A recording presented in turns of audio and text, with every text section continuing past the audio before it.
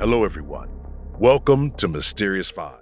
Our first case is the case of Carlos de Salazar.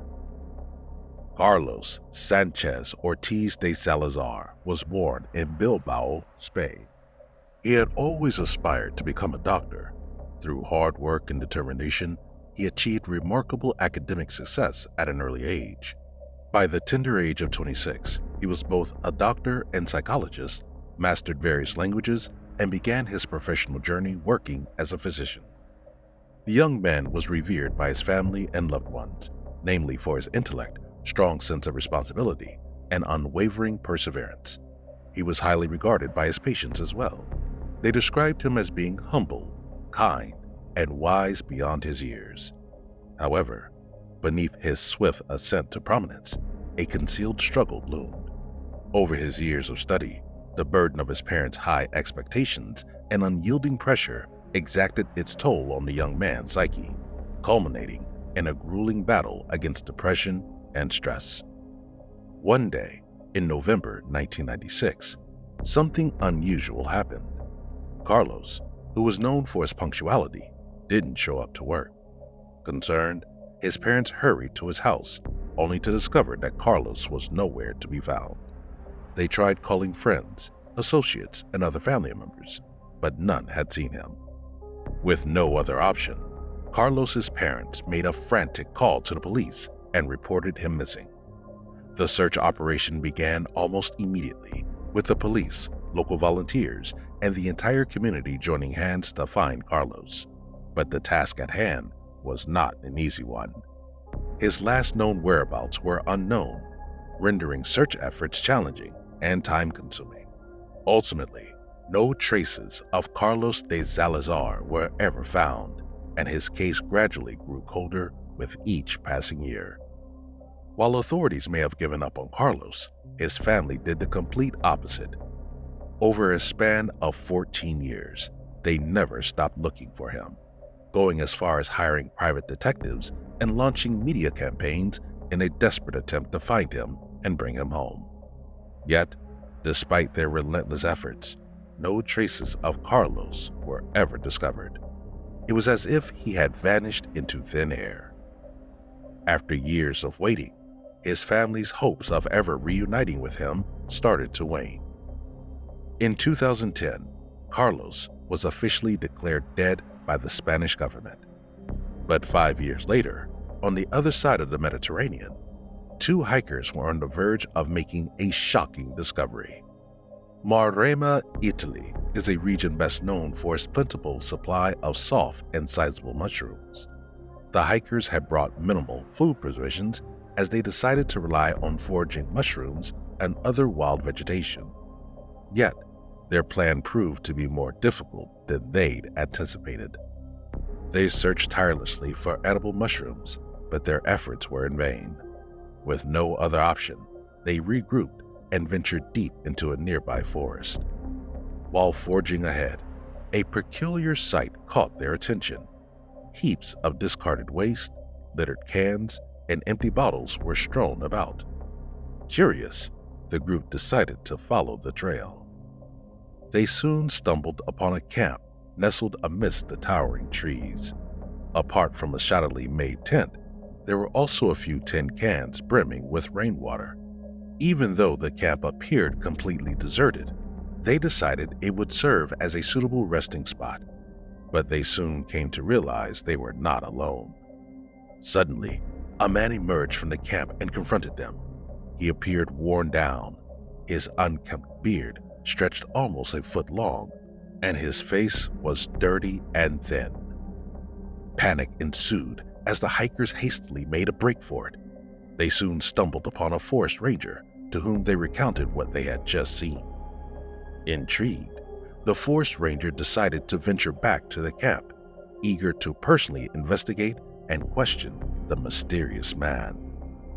Reluctantly, the hikers guided the ranger through the dense wilderness before arriving at the campsite. It was there that the ranger confronted the man, and an involuntary interrogation ensued.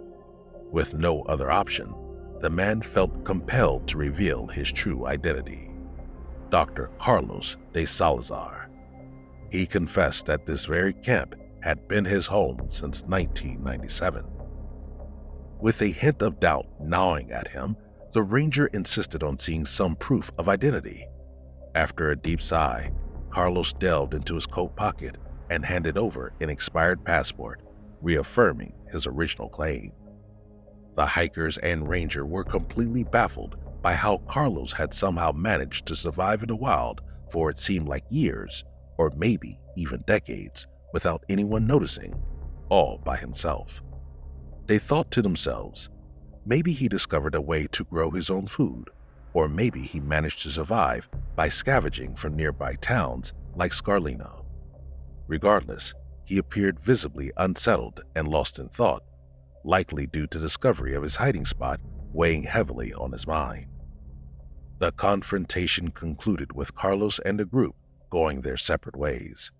Yet the two hikers couldn't help but feel compelled to notify the authorities. After all, what if that scruffy-looking man they just met was sick and needed help? What if he had loved ones who were desperately looking for him? Turns out, one of the hikers managed to snap a few photos of Carlos's passport when he wasn't looking. Upon their return to civilization, they immediately reached out to both the Spanish consulate and the local police. News quickly reached the Spanish police, who notified Carlos's parents. Upon receiving word of their son's reported sighting, their emotions were a mix of shock and excitement. Wasting no time, they immediately canceled all prior arrangements and booked a flight to Italy. Once there, Carlos's family and the Italian officers teamed up to search for the former doctor. They met up with the hikers, who guided them to the abandoned campsite where Carlos was last spotted just a few days earlier. Upon arriving at the campsite, officers and the family looked everywhere, but Carlos was nowhere to be seen. It was evident that he left in a hurry, as some of his belongings were left behind, indicating that he likely did not wish to be found. Furthermore, it turned out that the once highly esteemed doctor had forgotten all about personal hygiene. When the cops began scouring his campsite, they found heaps of trash, bottles, tattered clothes, and cans littered all over the place. Undeterred by despair, his family hoped the authorities would initiate an extensive search and rescue mission across the entire forest, but the local police force had a different idea. According to Italian authorities, Carlos's disappearance didn't technically meet the criteria for a missing persons case, since it was believed that he had intentionally chose to live in seclusion. As a result, the police decided against allocating excessive time and resources to find him. Refusing to surrender, the Salazar family decided to take matters into their own hands. For many days they roamed, tirelessly searching for their missing son in the vast and dense forest. Unfortunately, due to the forest's daunting size and damp weather, their mission yielded no results. With Carlos's father unable to stay any longer due to work commitments, they had no choice but to return to Spain, but not before making a solemn promise to return one day and continue the search for Carlos. Years have passed since that time. Carlos's parents have made multiple trips to Italy in their relentless search for their son, but their efforts have fallen short in finding any trace of him yet. To this day, no one has been successful in tracking Carlos down. Whether he still resides in the same woods where he was originally discovered or has relocated elsewhere is a mystery that may very well never be solved. Julian Hernandez. 18-year-old Julian Hernandez was an ambitious young man. He was a senior in high school, excelling academically with a plethora of extracurricular activities under his belt. With aspirations of continuing his education, his future looked brighter than ever as he sat down on his computer and applied to several prestigious colleges. However, when all of his applications were denied due to discrepancies between his name and social security number, Julian was bewildered. Anxious to resolve the matter, he sought the advice of his guidance counselor, hoping to find the source of the problem and resubmit his applications before it was too late. Little did he know, their efforts would unveil a past shrouded in darkness, one that would shake the foundations of Julian's life forever. After researching further into his history, they discovered that Julian had been reported missing 15 years ago. It turns out that all this time, he'd been living under a false identity, in blissful ignorance of a tragedy that befell him long ago. Determined to get to the bottom of this discovery, he later confronts his father, Bobby Hernandez, about his findings. Bobby fumbles his words as he desperately tries to elude his son's unrelenting questions, but ultimately gives in and confesses the horrible truth. Julian, feeling lost, confused, and unsure of what to do, later takes to Reddit, sharing his bizarre story and asking people for legal advice.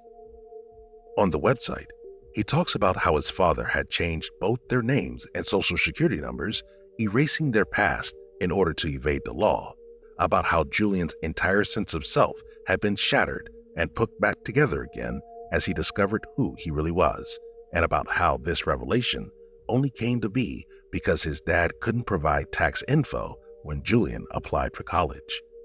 He even mentions how he recalls his father asking him if he still loved him were he to learn about something terrible he'd done. Apart from being desperate for legal advice, Julian is also worried about his academic prospects, since all the straight A's and impressive ACT scores he'd achieved over the past 3 years would be for nothing if his records aren't fixed in time to reapply for scholarships. But first and foremost, he makes it explicitly clear that he didn't hold a grudge against his dad for what he did.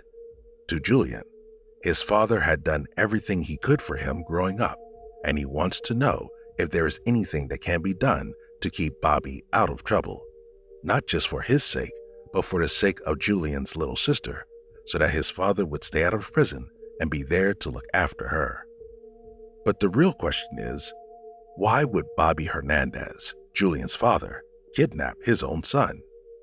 It all began in 2002, when Bobby and Julian's mother were embroiled in a fierce legal battle over custody of Julian. Bobby's wife eventually won, and the court awarded her full custody of 5-year-old Julian. One day, Bobby asked his former wife whether or not he could babysit Julian after kindergarten. She gullibly agrees, but when she eventually returns home, Julian and Bobby are nowhere to be seen. All that's left was a note from Bobby telling her how he intends to take Julian away for good. Hernandez had fled with Julian to Cleveland, Ohio. There, Bobby found himself a new home with his girlfriend and her children. For 13 long years, they lived as a family. After Julian came of age, he'd often asked his father what became of his mother. Bobby would reply that his mother was gone forever. As for Julian's Reddit plea, it had created an uproar among the online community. Many commented that even though Julian obviously wanted to look out for his old man, he should keep in mind there are usually 2 sides to every story, and his father may be far from the saint he perceived him to be. According to Bobby, he wanted nothing more than to be with his son, and so he took Julian away. But Julian's mom believed Bobby was just bitter, and his taking of Julian was meant to punish her for leaving him. Either way, it's hard to argue that kidnapping one's own child, depriving him of a mother's love, and making him believe his mother abandoned him is justifiable. Later on, when Julian's school counselor informed the police and Julian's mother received news that her son had possibly been found, her heart leapt with joy. Yet she remained wary of false hopes, as countless times in the past, similar reported sightings of Julian had been proven to be untrue. But when the police confirmed with certainty it was indeed Julian, she was overwhelmed with emotion and relief.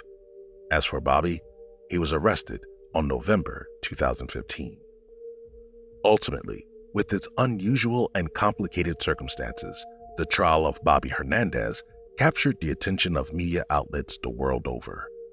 The fact that the victim in question was no longer a minor, suffered no abuse, and stood firmly at his abductor's side pleading with the jury to forgive his father for what he did, made it quite the challenge to prosecute.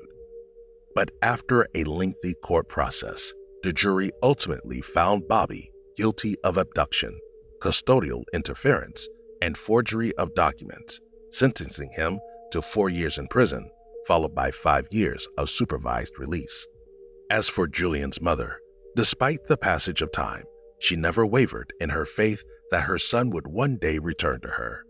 For many years, she tirelessly searched near and far for any clues to his whereabouts, but time and again, her efforts were fruitless. Even so, she never lost hope that one day they would be reunited. And in the end, that's exactly what happened. Following the discovery, she was reunited with Julian over the holidays, where the two shared a heartfelt and tearful reunion. William Bates. Just hours before his mysterious disappearance on August 30th, 1902, Dr. William Horatio Bates, a well-renowned and wealthy ophthalmologist in the heart of New York City, penned a hastily written letter. It was entrusted to his absent wife, Ada Seaman Bates, who was away visiting her mother. Intriguingly, the letter disclosed that he'd been summoned to a distant location alongside an old pupil of his to perform a series of surgical procedures without stating the duration of his absence. The doctor's palpable excitement regarding the compensation he anticipated for his work was palpable, which was bizarre. After all, why would a man of considerable fortune exhibit such fervor for financial gain? And what could possibly necessitate such urgency that he would abruptly depart without saying goodbye to his wife? The enigma only deepens as we recount that, after dispatching the letter, the doctor inexplicably vanished into thin air, neither sending any more letters nor returning home. Before his disappearance, Bates was at the pinnacle of his medical career. He not only possessed good looks, but also wealth, prestige, and the sought-after expertise of a skilled physician.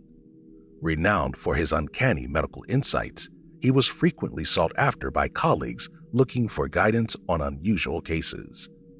Armed with prestigious degrees from Cornell University and the College of Physicians and Surgeons, he had also served as an attending physician at esteemed institutions such as the New York Eye Infirmary and Bellevue Hospital. According to the intriguing allure, he dedicated 5 years to teaching ophthalmology at the reputable New York Postgraduate Medical School and Hospital. Clearly, he was not your average professional. His credentials commanded both respect and admiration. It didn't make sense for someone of such caliber and remarkable accomplishments to simply vanish. When he failed to resurface several days later, Mrs. Bates embarked on a desperate quest. She tirelessly reached out to acquaintances across the United States and Europe in search of any clues. William Bates was known to be an esteemed member of the Masonic Society, so she sought the aid of the local Masonic community. William's picture was distributed far and wide. Finally, a letter arrived from Britain. It spoke of a man bearing an uncanny resemblance to the missing doctor, who had somehow found himself working as a medical assistant at the Charing Cross Hospital in London after initially being admitted there as a patient. Rumors circulated that, when he first arrived at the hospital, he was emaciated with hollowed eyes and was almost on the brink of starving. This didn't make any sense to Mrs. Bates, as she knew her husband had ample resources stashed away in his bank account, more than enough to live a life of luxury in the Grand City. Without hesitation, Mrs. Bates boarded the next ship for London, eagerly anticipating a joyful reunion with her loving husband. But her hopes were shattered as soon as she stood before him. William was a stranger in his own skin, unable to recall their shared life. "I don't know why you bothered, madam," he uttered. "We are strangers," his words piercing through her heart. Reluctantly, the doctor agreed to accompany Mrs. Bates to a hotel in hopes she could help him recover his memory. There, he faintly recalled his hasty departure from New York, summoned aboard a ship to perform a life-altering operation on someone battling a treacherous brain abscess.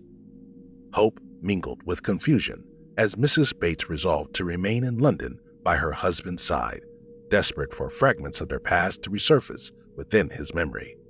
However, her heart was shattered once more when, after just 2 fleeting days together, Bates ran away. This time, Mrs. Bates would never lay eyes on him again. After having been abandoned once more, Mrs. Bates embarked on an exhaustive quest, tirelessly scouring Europe and the east coast of America in search of her husband.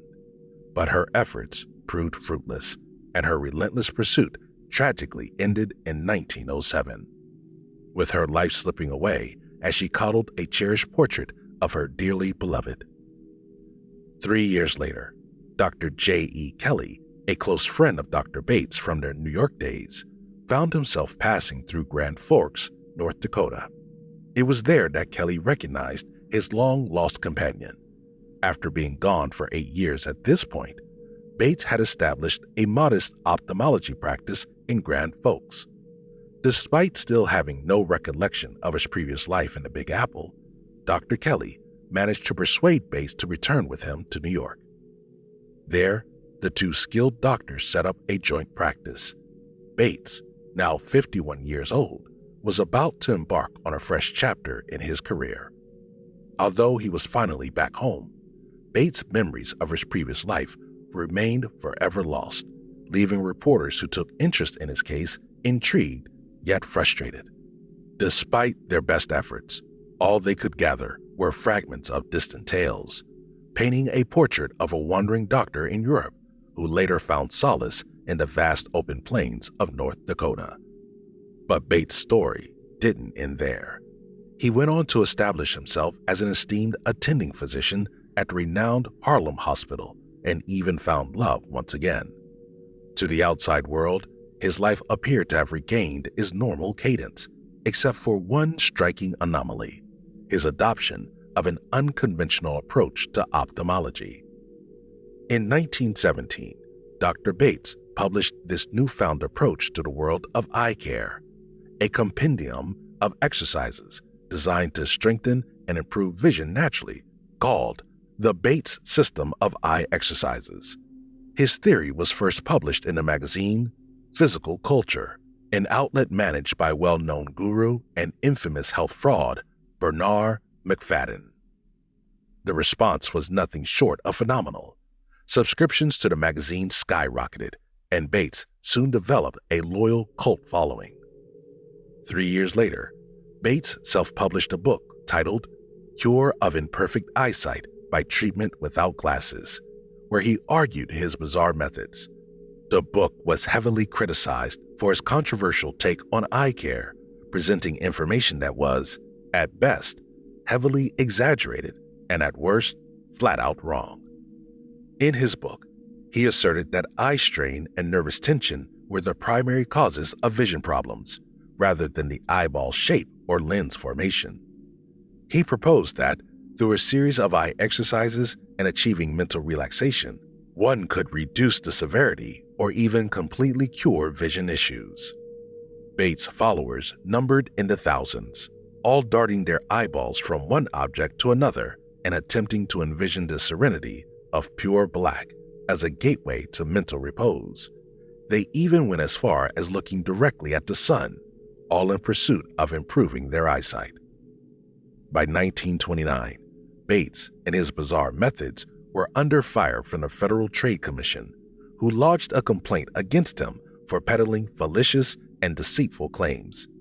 Nevertheless, the allure of his teachings persevered, with many flocking to his side, enticed by the tantalizing prospect of attaining enhanced vision without resorting to conventional corrective eye care.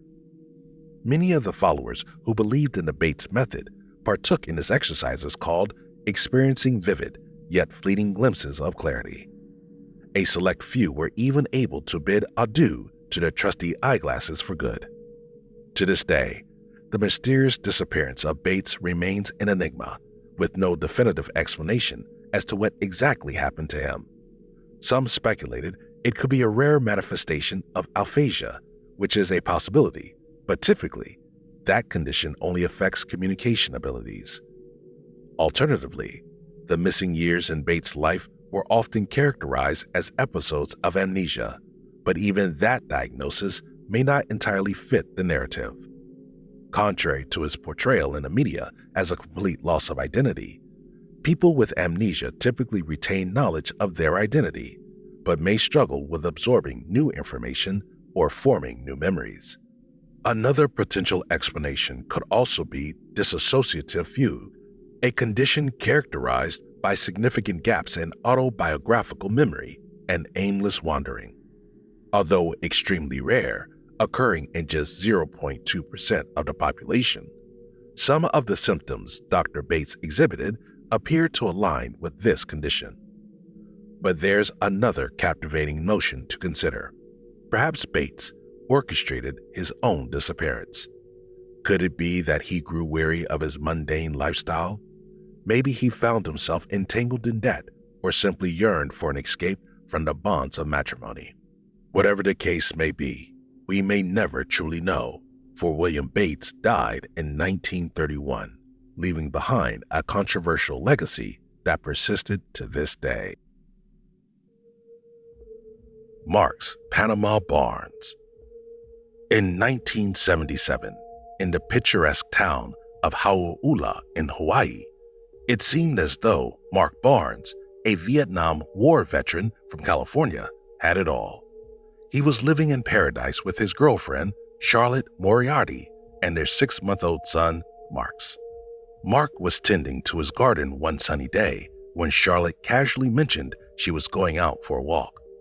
Little did Mark know it would be the last time he saw his girlfriend or his beloved son ever again. He searched for them desperately, but no matter how hard he looked, they were nowhere to be found. 3 weeks later, Mark reported them missing.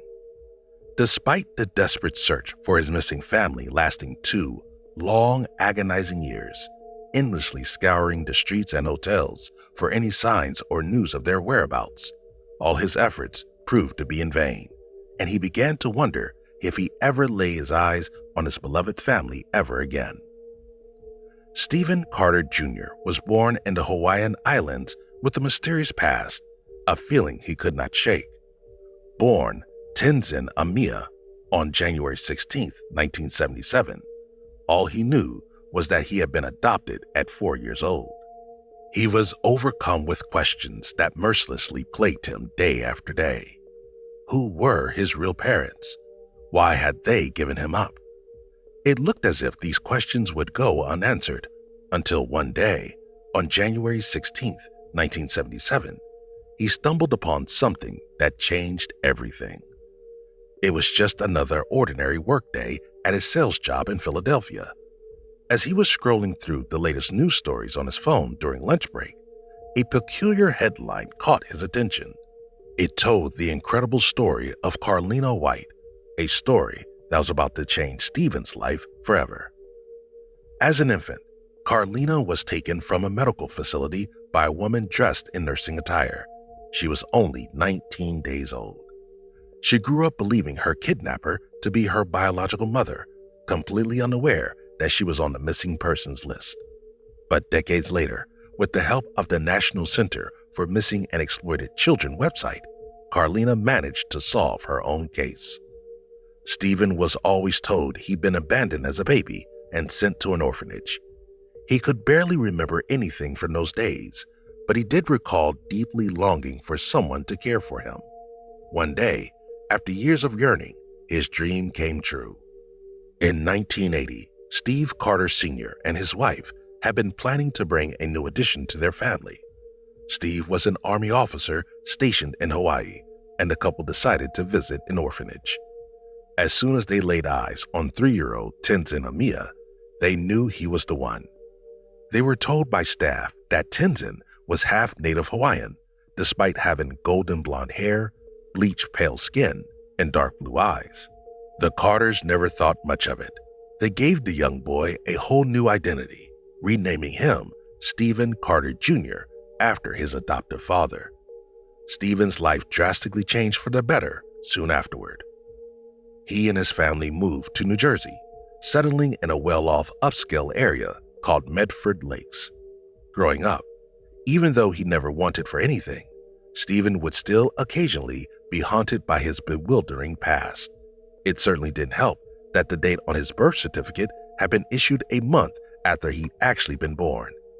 Yet the ever-so-curious Stephen never expected his past to catch up with him. His adoptive parents had always been open about his adoption, celebrating Stephen's birthday in their own way, calling it their came to be our boy day.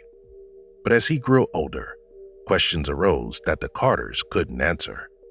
All they really knew was that his biological father was Hawaiian.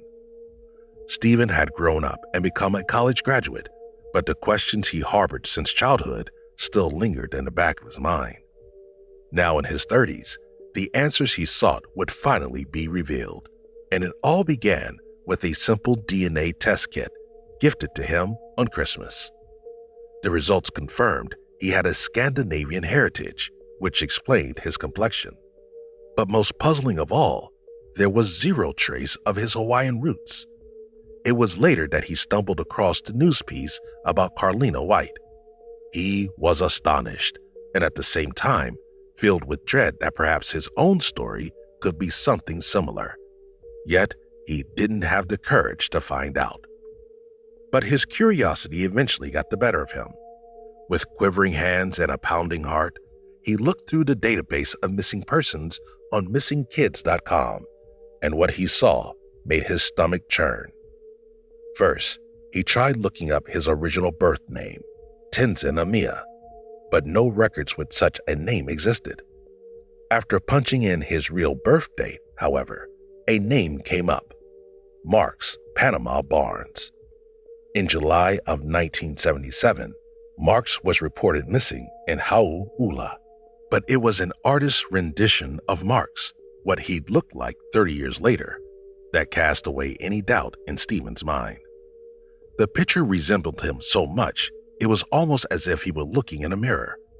Everyone around him, his friends, his family, were astonished by the resemblance, yet Stephen refused to believe any of it. That's when his wife stepped in, urging him to follow through and put all mystery to rest. But even if he arrived at the truth's door, did he have the courage to knock? Stephen felt a turmoil of conflicting emotions. It wasn't too late to turn back now, he thought. He could go on as if nothing happened and remained in a state of blissful ignorance. But he'd already made up his mind. He had to know. The Honolulu Police Department wasn't sure what to expect when they received a call from Stephen. After all, Marx's case had been open for 3 decades, and the chances of solving a case this old are usually slim to none. Only a DNA test could uncover the truth. 8 months later, the results finally came in, and Stephen's worldview, his identity, was shattered. His suspicions were proven right. His real name was Marx Panama Barnes. The day he went missing, Charlotte, his birth mother, had been wandering aimlessly for some time when she was caught trespassing on the premises of a privately owned area. After being questioned by authorities, she claimed her name was Jane Amia. When asked about her son, Charlotte said his name was Tenzin and that his father was a native Hawaiian. She even lied about his birth date. Charlotte was admitted into a psychiatric ward. As for 6-month-old Tenzin, he was taken away from her and sent to an orphanage less than 30 miles from where he lived. When Charlotte got out of the hospital, she never came looking for her son and simply vanished into thin air. Marx's case would have never been solved had it not been for one key player, his half-sister. It turns out Charlotte Moriarty had a daughter by the name of Jennifer Monheimer. Jennifer was 8 years her brother's senior and had been living in New Mexico with her father when her brother and mother disappeared. When she learned of what happened, Jennifer was beyond traumatized and was determined to get to the bottom of it. In 2001, she flew to Hawaii and pleaded with police officers to reopen her brother's case. The police department then had a sketch artist illustrate what Stephen might look like as an adult. This would be the same picture Stephen comes across 10 years later. The case was finally solved, by its own victim no less. Stephen Carter Jr. had solved one of the longest missing persons case in American history. But his story still needed closure. After the dust storm of media attention finally settled, Stephen was ready to reunite with his biological family. It started off by getting in touch with his half-sister, Jennifer. Upon hearing from him, she was overwhelmed with emotion and relieved to have answers regarding her brother's whereabouts. Then Stephen reached out to his father, Mark, who was just ecstatic to finally get to meet his long-lost son.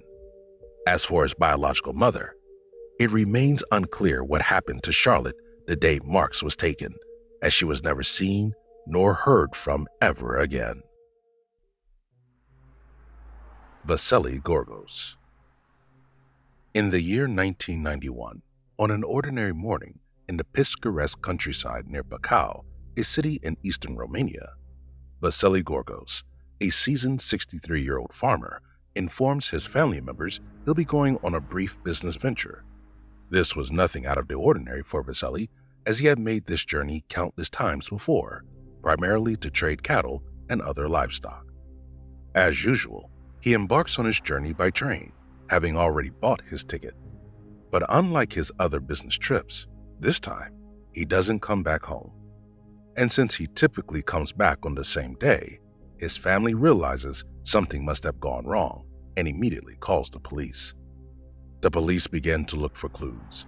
They interrogate people at the train station and canvass the area around Vasile's home, but find nothing.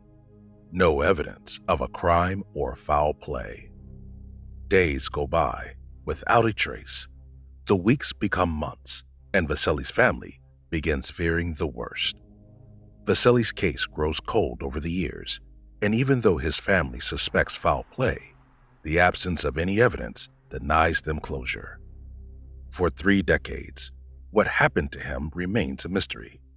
Countless questions remain unanswered until a glimmer of hope emerges. On August 29, 2021, a car came to a sudden halt in front of Vasile's family home. A 93-year-old man is inside. It's Vasile. He emerges from the back seat, appearing confused and disoriented. His family can't believe their own eyes. They ask where he'd been for the past 30 years. He tells them he was home. But things take an even stranger turn. They notice that he's donning the exact same attire he wore when he first disappeared. Even his train ticket from 30 years ago was still inside his pocket. The neighbors, who witnessed Vasile stepping out of the car, were left in utter shock by the entire scene, so much so that they failed to notice the car's driver or license plate. What's even more peculiar is that the driver never even left the car. The moment Vasile exited, the vehicle immediately bolted away. After a thorough medical examination, Vasile is determined to be in great health, apart from some neurological issues, but nothing unusual for a man his age. It appears he'd been well taken care of during his 30-year absence. Strangely enough, he can vividly remember his family, his house, and everything from 30 years ago. As for the past 3 decades, however, they remained a complete blank. Vasile Gorgos' story is one of the most unexplainable and bizarre disappearance cases of the modern day. It has left internet sleuths all over the world baffled and with far too many questions they'll probably never be answered. Even today, no one has any idea as to what happened to Vasile during those 30 years. Was he kidnapped? Did he suffer from some type of amnesia? Was he living in some alternate reality? Why was he wearing the exact same clothes he had on when he first went missing? And why did he come back with no memory of anything that had happened? For decades, Vasile desperately awaited some answers. 30 years later, the only thing they got was more questions and very few answers. The Burger King John Doe, Benjamin Kyle. On a late 2004 summer day in the small town of Richmond Hill, Georgia, an unconscious man was found next to a dumpster behind a Burger King. An employee from the fast food joint came across him while taking out the trash. He was lying on the ground, completely naked and swarmed by fire ants. He appeared to be suffering from some form of amnesia, as he couldn't recall his name. He didn't have anything on him either. No driver's license, no ID. It was as if somebody left him there. Paramedics arriving at the scene noticed the man's injuries were indicative of blunt force trauma. He was rushed to the hospital and later dubbed the Burger King Doe by the authorities. Investigators scoured missing persons database, yet no records matching his description were ever found. Confined to Memorial Health University Medical Center, the Burger King Doe lingered in a state of unconsciousness until he finally awoke. In a hazy state, he managed to recall that his name was Benjamin, but that was all he could remember. He chose the last name, Kyle, and thus became known as Benjamin Kyle. He still had no idea how he ended up behind that Burger King dumpster, and it became clear that he had suffered repeated blows to the head, potentially causing significant and potentially fatal damage to his brain. For the next decade, Kyle's life stood still as he desperately pursued any fragment of his past or anyone who might recognize him. He eventually recalled residing in Indianapolis, Indiana, and attending the University of Colorado. He also held a strong belief that he had siblings, perhaps brothers. A singular date became etched in his mind: August 29th, 1948, his supposed birthday. Kyle's hazy memories additionally hinted at a journey he might have taken through Richmond Hill in August 2004. But beyond that, his recollections faded into obscurity. After leaving the medical center, Kyle sought refuge at Grace House, a men's shelter. Ultimately, he crossed paths with Catherine Slater, a compassionate woman determined to help him unravel the mysteries of his past. Catherine scoured missing persons websites, sharing countless photos of Kyle in hopes that someone would recognize him. Alas, her efforts yielded no results. Kyle, or the Burger King John Doe, was diagnosed with retrograde amnesia in 2007. His DNA samples were dispatched to the FBI for analysis, while his fingerprints were compared against the NCIC database of criminals, yet no match was ever found. And despite the nationwide attention his story garnered, no one stepped forward to claim him either. It seemed as though his true identity was destined to remain a mystery. In 2011, he relocated to Jacksonville, Florida, where he earned a living as a dishwasher. He was also given a shack to live in, courtesy of a kind-hearted benefactor. Even though he still didn't know who he was, he finally accepted the cards that life had dealt him and forged ahead. But behind the scenes, his tale was about to take an unexpected turn. Kyle's DNA profile was regularly being compared to multiple genetic databases in an exhaustive search spanning more than 2 years by the police. Then, in a remarkable twist of fate, in September 2015, a genealogical match emerged and his long-lost biological family was finally identified. Naturally, this revelation also unraveled his real name, William Burgess Powell. Powell was a 67-year-old Indiana native, born on the 29th of August, 1948, the exact same date he recalled. With this newfound knowledge, Kyle, now officially Powell, could finally obtain the coveted ID card that had eluded him for so many years. His family was living in Indiana at the time. He had 2 brothers, and according to them, Powell had gone missing in 1976. As time passed, his family gave up on trying to look for him and just assumed he was dead. Thus, when his face became a fixture in the media, they failed to recognize him as they couldn't quite believe he was still alive. Powell may have experienced a peculiar type of memory loss called dissociative fugue state. Such a condition typically causes someone to inexplicably abandon their homes and loved ones. Over time, it can also lead to a gradual erosion of one's memories and ultimately the complete loss of their entire identity. Of course, not everybody buys into Powell's tale. Online detectives from across the globe have harbored doubts, suggesting that he was aware of his true identity all along, and his whole story was a ruse to try and run away from his past. No matter which side you're on, one can't ignore the facts. Powell willingly underwent DNA testing, offered his fingerprints for identification, and shared his whole story with the world. His active participation does lend a bit of credibility to his claim of being nothing more than a man with no recollections. Gabriel Nagy. In 1976, Gabriel Nagy and his wife Pamela arrived in Sydney, Australia, with dreams of a perfect life ahead. They were filled with joy when their first child, Stefan, was born. Then, in 1978, the family was blessed with another addition, a bright-eyed daughter they named Jennifer.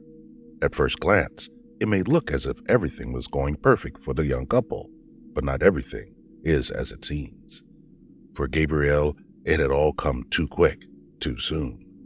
He had never experienced family life before and found himself feeling overwhelmed by the sudden responsibilities.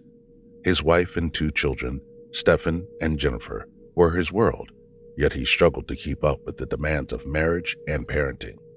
His wife, Pamela, never noticed anything out of the ordinary with Gabriel, since he always kept to himself, mostly using work as an excuse to explain away his weary demeanor. But a decade later, Gabriel's life would take a tragic turn.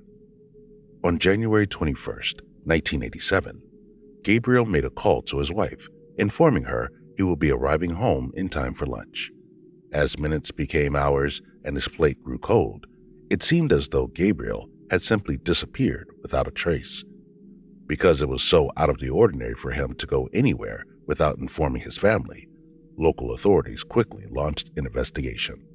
The next morning, the family was devastated to find out that the charred remains of Gabriel's car had been discovered at the side of an empty road. 2 weeks later, the police came up with a promising lead.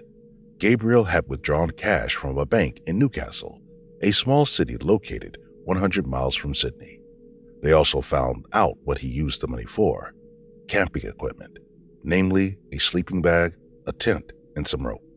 Investigators hypothesized Gabriel was out camping somewhere in Newcastle, and a manhunt began.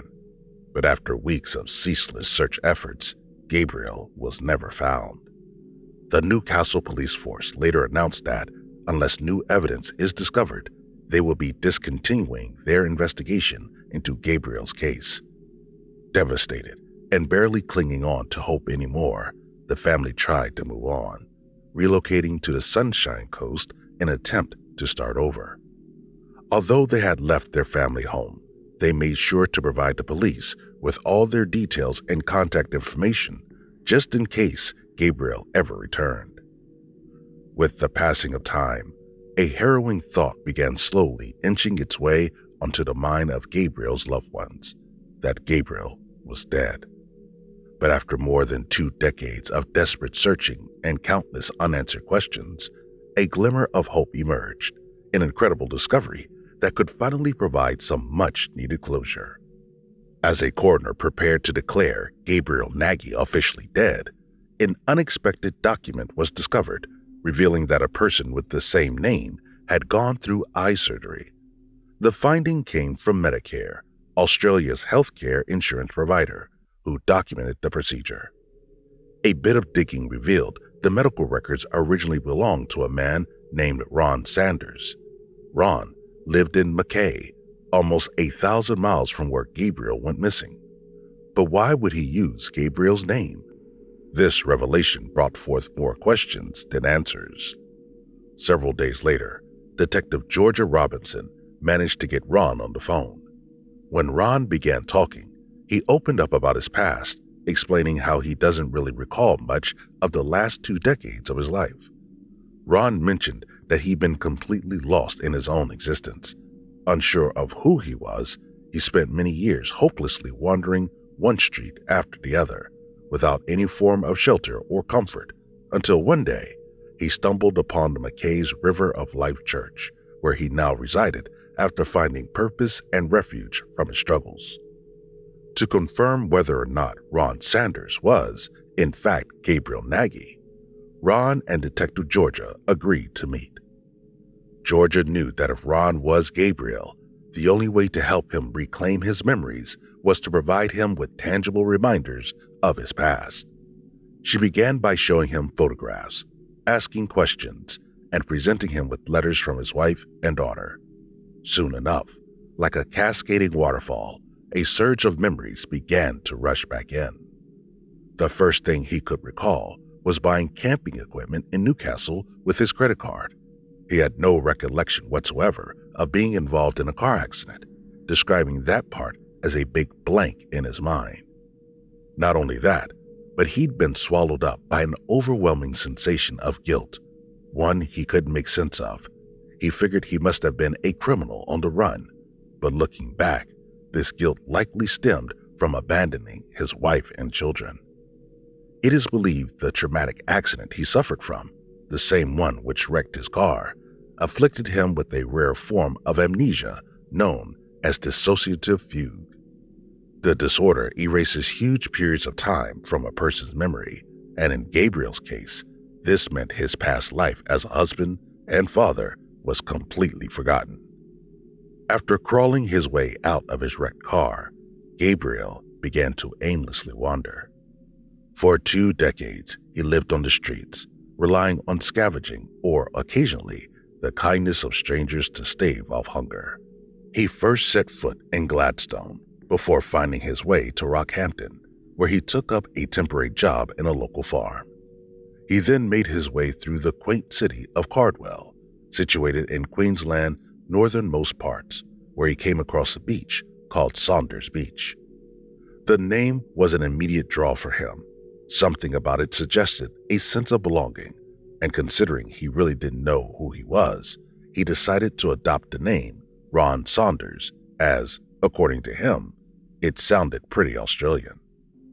One day, he stumbled upon an old bike at a dump and used it to ride south for several days, only stopping for food and sleep. He eventually arrived at the city of Mackay.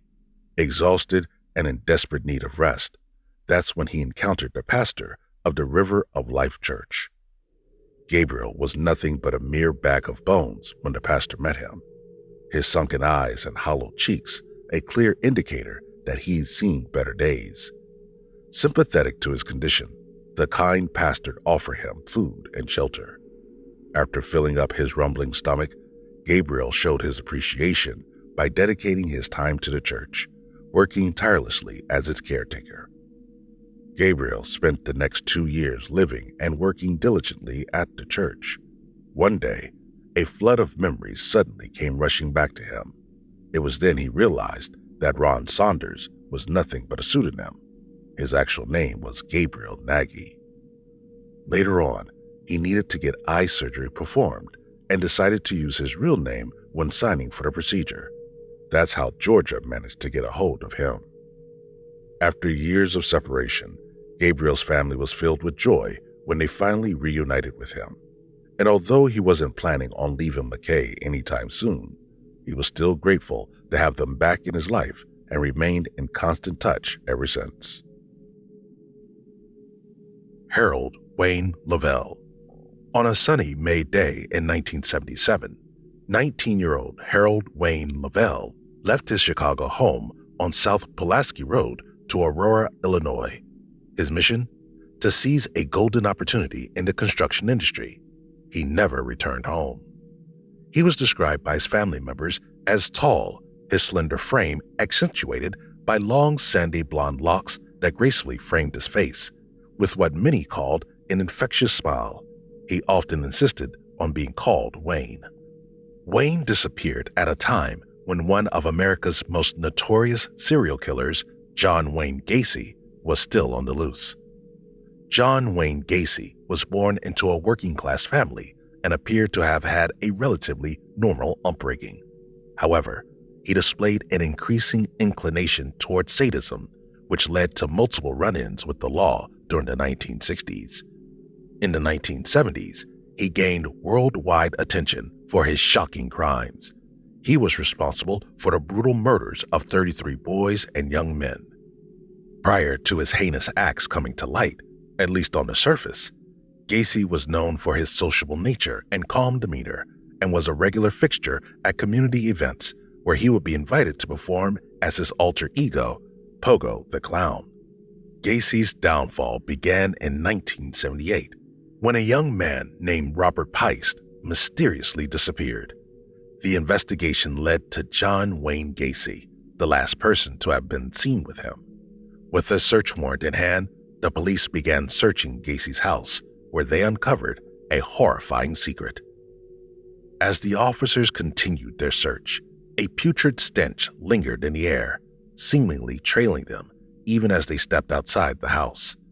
After learning it had been emanating for years, officers confronted Gacy and asked for an explanation. When asked, Gacy claimed it was due to moisture buildup, but as we all know, the truth was far more sinister. The remains of 29 boys and young men were later unearthed within or near Gacy's residence, while an additional 4 bodies were tragically discovered in the nearby Des Plaines River. During his trial, Gacy pleaded innocent by reason of insanity. His plea was supported by psychologists who diagnosed him as schizophrenic.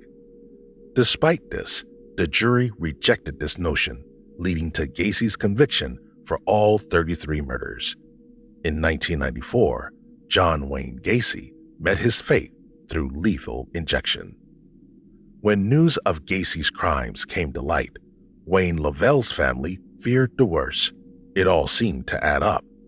Wayne's younger sister, Teresa Hasselberg, who worked as a nurse in Alabama, kept many newspaper clips about Gacy, while a brother of his, Tim Lovell, would often read books about the infamous murderer. Tim and Teresa eventually concluded that Wayne had probably crossed paths with Gacy at some point, likely during one of Gacy's many killing sprees. They speculated that he might have been one of Gacy's unidentified victims, many of whom were buried beneath his house near Chicago. Teresa herself shared that detectives came across a piece of jewelry while examining one of the unidentified bodies. The piece of jewelry was said to belong to Wayne, according to his mother. This, coupled with the fact that a composite sketch of a Gacy victim strongly resembled Wayne, strengthening their conviction that Wayne had indeed fallen victim to Gacy's savagery. They couldn't know for sure, though, as the murders occurred between 1972 and 1978, a time when DNA testing wasn't widely available. As a result, remains found were nearly impossible to identify with conventional means. With no more leads to follow and 8 of Gacy's victims remaining unidentified, Wayne Lovell's case would go cold for nearly 34 years. Then, in 2011, armed with new technology, investigators decided to take another look at the 8 victims' bodies. The Cook County Sheriff's Department requested DNA samples from individuals whose male relatives went missing in the late 70s, specifically those who were in their late teens or early 20s at the time. Wayne fit this description, and his family intended to provide a genetic profile for testing, hoping for a match that would provide some closure. But when the DNA results arrived, none of the victims matched Wayne's genetic profile. His family turned to the internet for answers. What they discovered left them utterly astonished. Instead of discovering the anticipated connection to Gacy, they stumbled upon something unexpected, something that brought forth more questions than it answered. It was an online police booking photo of Harold Wayne Lovell, now 53, residing in South Florida. The name fit, the age fit as well, and despite more than 3 decades having passed since they laid eyes on him, they immediately recognized him, their long-lost brother. Detectives were promptly alerted and managed to locate Lovell using his police mugshot. Turns out, back in 1977, 19-year-old Harold Wayne Lovell had decided to run off from home after a heated spat with his stepfather and had no idea his family were convinced he fell prey to the infamous killer. Teresa and Tim quickly gathered funds and contacted their brother by phone. Within 2 hours of ending the call, they arranged for a bus to take him to Alabama. After arriving in Alabama, Lovell dedicated the entire day to reconnecting with his family, sharing the stories of his past 33 years. Wayne, who was now 53 years old, shared that, following an argument with his mother and stepfather, he had decided to leave home with a little over $56 in his pocket. Recalling his sister's childhood tales of Florida being warm and beautiful, he made a spontaneous decision to purchase a ticket and travel there. In Florida, he spent 33 years working in shipbuilding and landscaping. Along the way, he had a few encounters with the law, mainly related to marijuana possession and domestic abuse, resulting in the booking photo that would inevitably play a crucial role in reuniting him with his siblings. Tragically, this reunion was bittersweet, as Lovell's mother died in 2001, without ever finding out the truth about what happened to her beloved son. Petra Pazsitka. In the mid-1984s, Petra Pazsitka was a young woman living in Braunschweig, Germany. She was a 24-year-old computer science student, eager to conquer the world with her intelligence, passion, and cheerful personality. Petra led a seemingly ordinary life, residing in a cozy house she shared with fellow university students. She cherished her close-knit relationship with her family, who were eagerly anticipating the celebration of her beloved younger brother's birthday.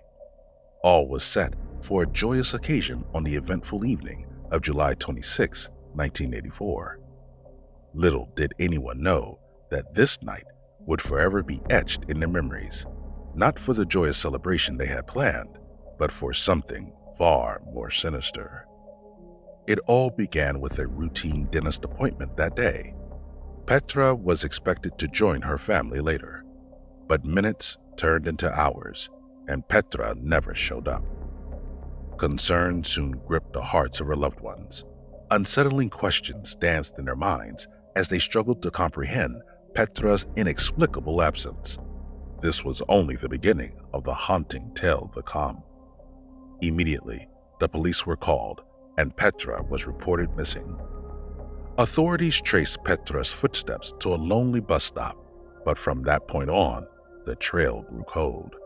Some of her family members clung to the desperate hope that she had been taken against her will.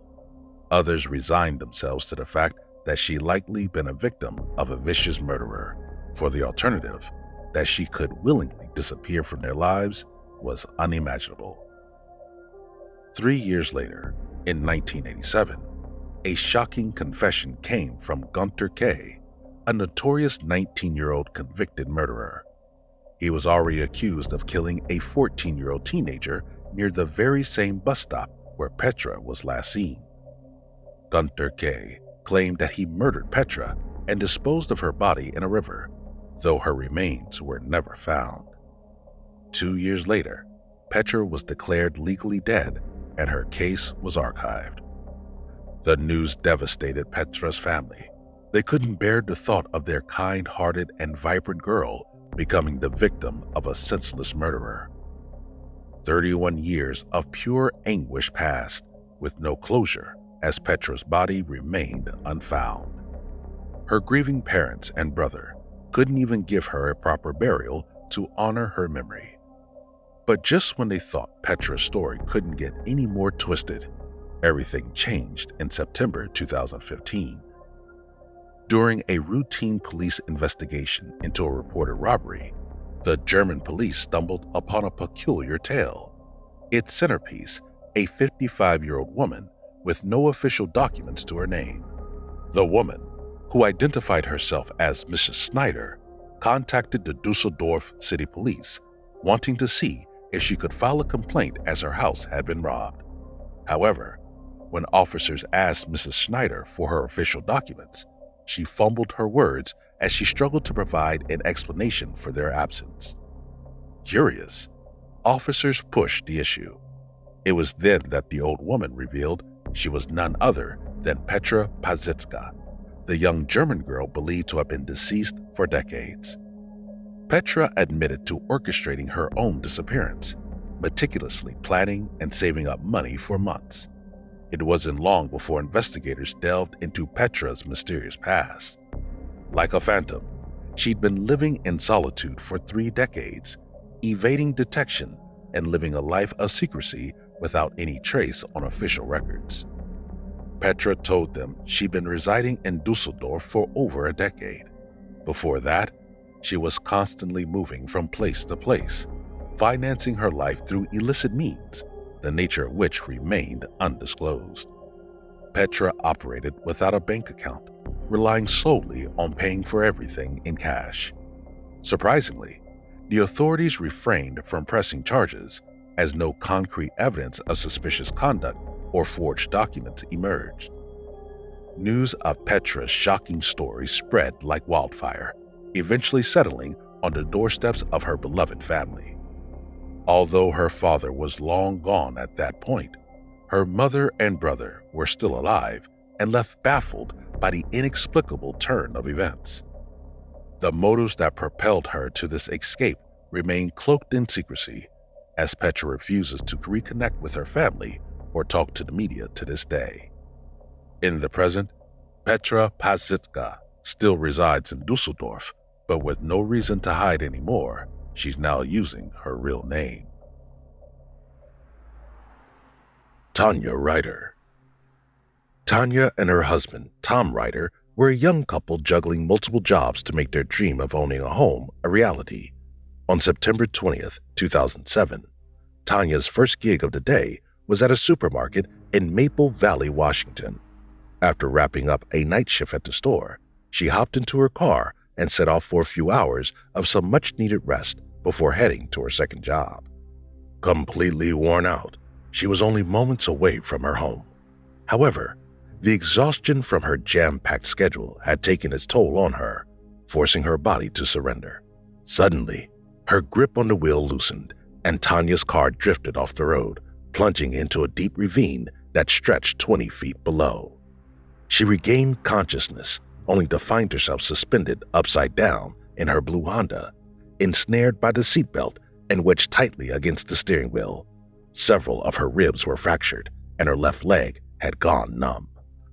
Worried and anxious, Tom reached out to the local police when he couldn't get in touch with his wife, but the operator who answered the call all but refused his request to file a missing persons report, explaining that Tanya's case didn't meet the necessary criteria since she wasn't considered at risk nor a minor. Apparently, the operator also told Tom that his wife was a grown woman, free to go wherever she pleased without informing anybody. Tom wouldn't accept this. He knew his wife too well, and this behavior was out of character for her. Concerned, he began repeatedly calling the police station, recounting the entire story to each new operator he spoke with, until finally, one of them agreed to file a report. As for Tanya, her situation was nothing short of a nightmare. It had been days at this point, days she spent enveloped in darkness. Her only solace were the brief glimmers of light emanating from her phone, which always had Tom's name on display. Every time, she frantically tried to reach her phone, but the pain and binds which shackled her would force her to give up. Feeling helpless, she cried out her husband's name until he hung up. As the nightmare continued, Tanya found herself drifting in and out of consciousness, her eyes growing heavier with each passing day. She'd sometimes hallucinate reaching for her phone, dialing 911, only for the operator to laugh in her face before the line went dead. With every sleep she surrendered to, she would pray that upon waking, she'd find herself nestled beside Tom in the safety and comfort of her bed. Meanwhile, after countless pleas, Tom successfully managed to convince local authorities his wife was in danger. But instead of forming a search party right away, their attention immediately turned towards Tom himself. Although frustrated, Tom knew he had no other option. He willingly consented to a thorough search of their home and agreed to undergo a polygraph examination. After all, the sooner they could eliminate him as a suspect, the sooner they could begin looking for Tanya. After finally crossing him off as a suspect, investigators began to search by analyzing surveillance footage of Tanya at the supermarket parking lot, where she hopped into her car and drove away. This marked her last known whereabouts. They then meticulously examined her financial records, only to find her bank accounts remained untouched. Finally, they tracked her cell phone signal to a tower along Highway 169, situated in Renton, a suburb of Seattle. A thorough ground search was then carried out by the police. It took a mere 20 minutes for them to find Tanya. When they finally found her, Tanya had been trapped in a ravine for 8 days at this point. Her body was frail, starved, and severely dehydrated. She eventually gave up on hope and accepted her fate. Gradually, her agony subsided, and she recalled venturing towards a radiant meadow, basking in its warm embrace. "She's alive!" shouted one of the troopers after discovering her car. Immediately, they sliced through the vehicle's roof and pulled Tanya out. She was then swiftly airlifted to a nearby hospital. Upon arrival, Tanya's injuries were severe. Multiple broken ribs, a shattered collarbone, a dislocated shoulder, kidney damage because of toxins from the numerous muscle injuries, and a badly mangled left leg, which almost had to be amputated. Tanya awoke to the sight of her devoted husband Tom by her side. He had gone to great lengths to find her, offering a substantial reward, persistently urging the authorities to take the case seriously, and even submitting to a polygraph test. He never lost hope, trusting his intuition and unwavering belief in his wife above all else. Just like Tom, Tanya is also a hero in this remarkable tale. Severely injured and stranded in a ravine with no way out, she survived without food or water for 8 days, defying all odds. A few years later, she released a gripping memoir titled Missing Without a Trace, 8 Days of Horror, as part of her own journey towards closure and to enlighten others. While her absence may not have been as prolonged as some of the other cases we've covered, what Tanya went through is nothing short of terrifying. As such, her story is just as inspiring and deserves to be recognized. Michelle Whitaker. Michelle Whitaker came into the world on August 16, 1969. Born into a family of 7, Michelle cherished every moment spent with her loved ones. She was happy, full of energy, and a joy to be around. Yet, the tides of life changed once she turned 15, when her family relocated to Gastonia, North Carolina. A vivacious spirit with a heart as vast as the ocean, Michelle yearned for acceptance and approval from those around her. Her teenage years proved to be a turning point, as clashes with her mother became a regular occurrence. Michelle felt her mother was too controlling and her rules were too strict, igniting a rebellious flame within her.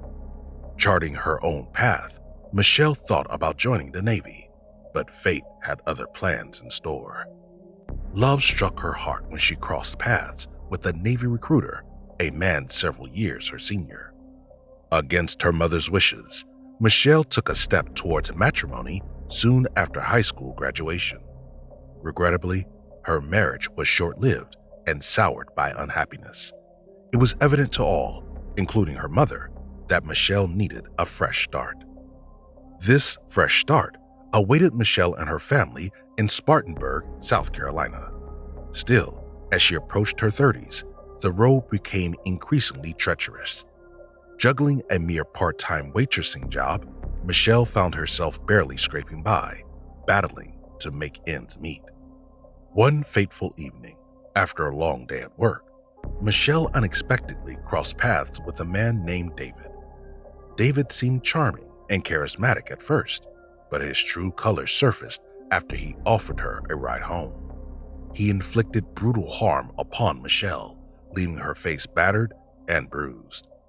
A year later, David was apprehended and charged with assault and battery, ultimately receiving an 8-year prison sentence. Soon after the traumatizing incident, Michelle's life took a downward spiral. she found herself drifting from her parents' home to her friends' houses, and at times even resorting to sleeping in her car, trapped in a never-ending cycle of uncertainty, anxiety, and depression. She eventually found herself behind bars due to a drunk driving incident. After serving her time, Michelle pledged to turn her life around. On August 5, 2002, an argument erupted between Michelle and her mother. It ended with Michelle storming out of the house. After she calmed down, Laura realized she wasn't sure where her daughter went. Her anguish only grew when a man Michelle had been staying with told Laura that he hadn't seen her daughter in days. Wrought with concern, Laura reached out to police, only to be met with the frustrating reality that Michelle was not considered an adult, leaving law enforcement with limited options. Fortunately, Laura had a friend from the neighborhood, Sergeant Alan Woods of the Spartanburg Sheriff's Office, who understood Michelle's transient lifestyle. He assured Laura that her daughter would most likely turn up soon. She didn't. On August 21st, 2002, an official missing persons report was filed. For Laura, it had been 2 sleepless weeks since anyone had laid eyes on Michelle. The silence was unnerving. The police went into action, delving into Michelle's life. They scoured her bank records, hoping for any sign of activity. They found nothing. They move on to interrogating the people closest to her, her ex-husband, her family, her co-workers, her acquaintances. They are all questioned, but no leads emerge. Then a breakthrough. The police discovered that a man named Doug Gilmore had been the last person to see Michelle on the day of her disappearance. They met at a local pool hall, spending hours together before embarking on a motorcycle ride. But that's where the trail went cold. Doug cooperated fully, even passing a polygraph test. He claimed to have dropped Michelle off at a truck stop the next morning, as she expressed a desire to head to Myrtle Beach, but he had no clue about her whereabouts after that. Frustrated and desperate for answers, Michelle's family took matters into their own hands. They created missing persons flyers, distributing them at the truck stop, hoping that someone had seen or knew something. But alas, no luck. As time went on, hope began to dwindle. The case grew colder with each passing day. Laura pleaded with local TV stations to keep her daughter's name in the headlines, hoping that someone, somewhere, would come forward with information. In August 2005, nearly 3 years after Michelle's disappearance, a chilling anonymous letter arrived at the police station. The words were haunting, claiming to know the exact spot where Michelle's lifeless body lay, nestled beside tall pines and perched delicately at the edge of a pond a mere 25 miles from the desolate truck stop where Michelle had last been seen. Authorities meticulously searched the area for 2 days, but alas, their efforts were in vain. It became more and more apparent that the letter was nothing more than an elaborate hoax. It left the investigators and Michelle's grief-stricken family shattered, appalled by the audacity of someone who would toy with their emotions. Just when the darkness seemed impenetrable, October 2005 brought another chilling case to the forefront. Jonathan Vick, a man accused of brutally murdering Dana Satterfield, the owner of a local beauty salon, was arrested.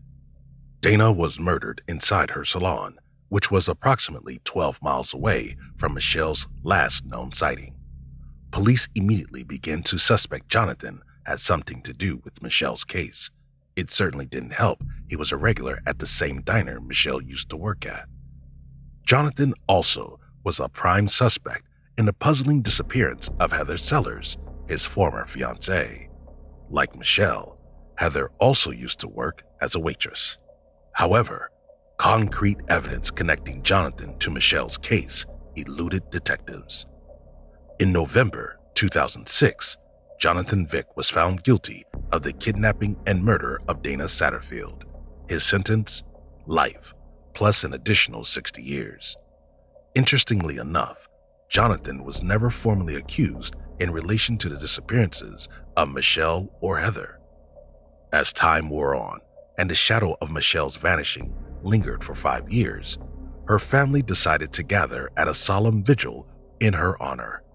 Determined to keep her daughter's memory alive, Laura set up a heartfelt webpage adorned with cherished photos of Michelle spanning various stages of her life. Then, in a fateful turn of events, a shocking phone call reached Lieutenant William Gary in August 2008.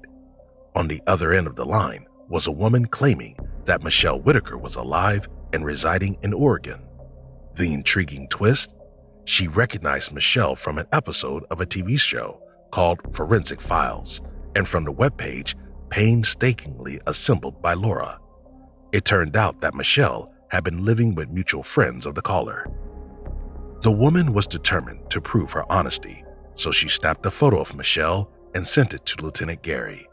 Lieutenant Gary, in turn, showed the photo to Sergeant Alan Woods. In a bid to unravel the truth, the Spartanburg police enlisted the help of the Oregon State Police. An officer promptly paid a visit to Michelle's residence. After answering the door, she affirmed her identity as Michelle Whitaker, and a fingerprint test later verified she was indeed the long-missing woman. The officer told Michelle her family had spent 6 agonizing years searching for her. During an interview, Michelle confessed that her reason for running away was that she'd grown weary of her nomadic existence. The life she'd been leading had worn her down and drained her spirit. After the intense argument with her mother, she aimlessly roamed from place to place, convinced that her departure would alleviate at least some of the burdens her family carried. Originally harboring plans to make her way to Myrtle Beach and secure an under-the-table job, Michelle's fate took an unexpected twist on her final night in Spartanburg. It was there that she encountered Doug, who, after much persuasion, agreed to drop her off at a nearby truck stop, a chance encounter that would set in motion a whirlwind journey spanning Las Vegas, California, and ultimately Oregon. Michelle claimed she had been employing her real name throughout her journey, oblivious to the frantic search conducted by her desperate family. Michelle expressed deep remorse for the impact of her actions on her family, not to mention the extensive resources and man-hours expended by the police officers looking for her. She has since strengthened her bond with her family, particularly with Laura, and their relationship has flourished once again. Michelle McMullen. 27-year-old Michelle McMullen was a resident of Harrisburg, Pennsylvania, who relocated to Louisiana to complete her degree at Grambling State University. Michelle faced many hardships during her time in Louisiana, struggling to go through her education while making ends meet for herself and her 6-year-old son, Jalen. Eventually, she decided to move Jalen back home to Harrisburg. The plan was for Michelle to return to Louisiana to finish her studies, with her parents taking care of her son in the meantime. On September 28, 2008, Michelle arrived in Pennsylvania, but instead of going to her parents' house, she dropped Jalen off at a friend's house. Her parents only found out about her arrival at Harrisburg the following day. Michelle set off on her return journey to Louisiana after bidding her son goodnight and informing her friend that she would call again in a couple of hours. She never did, and that was the last time anyone heard from her. Following her disappearance, Michelle's car was discovered in Hagerstown, Maryland, with her wallet, cell phone, and other personal belongings still inside. On the 9th of October 2008, the Susquehanna Township Police announced that Michelle was wanted on charges related to theft. It was discovered that Michelle had been working as a secretary for the Progress Emmanuel Presbyterian Church and had stolen almost $2,400 prior to getting fired in July for her poor performance. Fast forward to December of that same year, when Harrisburg detectives receiving an intriguing tip, a woman resembling Michelle was spotted working at a hotel located in Martinsburg, West Virginia, where she managed to persuade the owner into hiring her by claiming she was fleeing an abusive relationship and desperately needed the cash. It all came to be when an old associate of Michelle's happened to visit the hotel and recognized the woman as his long-lost friend. When confronted, the woman insisted she didn't know him and claimed her name was Monique Watson, but the friend didn't buy it. Michelle's parents were called, but by the time police made it to the hotel, the mysterious woman was long gone. In February 2010, Disappeared, an American documentary television show, aired Michelle's story. Throughout the show's reruns, one keen-eyed viewer recognized Michelle as none other than her hairdresser, and a miraculous turn of events was set in motion. It turned out the woman from the hotel was indeed Michelle. She'd somehow ended up in California, where she met a beauty salon owner who she lied to about being a Katrina survivor. The owner took pity on Michelle and offered to take her in, treating her like a daughter and even teaching her how to style hair. After she got caught, Michelle claimed the $2,400 she took from the church were simply extra paychecks that she utilized solely for her educational pursuits. She was charged with theft, forgery, and fraud. She confessed to investigators that the fear of getting caught tormented her far more than any prison cell ever could. In the end, Michelle McMullen was sentenced to probation and a $6,000 fine. Teruo Nakamura. Teruo Nakamura was born on October 18, 1919. He belonged to the Ahmed tribe, an indigenous group in the islands of Formosa, which was a Japanese colony at the time. He was 20 years old when the Second World War broke out. Nakamura's early years were marked by a relentless battle against poverty. With no means of providing for himself or his loved ones, and driven by a sense of duty to the greater cause, he decided to enlist in the Takasago volunteer unit of the Japanese Imperial Army in November 1943. Following his enlistment, he was stationed on Morotai Island in the Dutch East Indies. Then, on September 15, 1944, American and Australian forces launched an attack on the island in a mission that would later be recognized as the Battle of Morotai. The Japanese soldiers displayed great tenacity in battle, yet they faced overwhelming odds and endured significant losses. While many of the remaining Japanese forces chose to surrender to the Allied troops, a few opted to retreat into the dense jungle interior of the island, where they planned on making their last stand. Nakamura himself was resolute in his determination to never surrender, and his unit was tasked with carrying out guerrilla warfare tactics should the need arise. In the following months, the majority of the remaining Japanese army members either surrendered, were captured, or succumbed to hunger and illness. However, amidst this dire situation, Teruo Nakamura stood unwavering with a small band of stragglers. Despite lacking any means of communication with the outside world, they were all determined to fight until the last man. 2 months after the assault on the island began, the Japanese army declared him and his comrades dead after losing communication with their unit. Little did anyone know that Nakamura was in fact alive, albeit not exactly well, and it would take 3 whole decades for his family to uncover the truth. For 12 years, he managed to survive on a diet of bananas and fish caught from the surrounding waters of the island. That's not to say he was entirely on his own. He was accompanied by a group of fellow Japanese soldiers who, due to the loss of radio communication with their commanders, were all unaware that the war had come to an end in September of 1945. In that very same year, leaflets were scattered over the island announcing Japan's surrender and the end of the war. But Nakamura and his comrades brushed the leaflets off as mere enemy propaganda. One of the main reasons they firmly believed that the war was still in progress was the constant presence of airplanes flying over the island. As these aircraft became more advanced, they assumed that there was an ongoing arms race between the Allied and Axis powers. However, the truth was that there was an Indonesian Air Force base nearby, and what he was witnessing was merely daily practice flights. In 1956, Nakamura parted ways with his comrades, allegedly due to an attempted attack on his life. He ventured forth alone, constructing a humble hut amidst a vast field.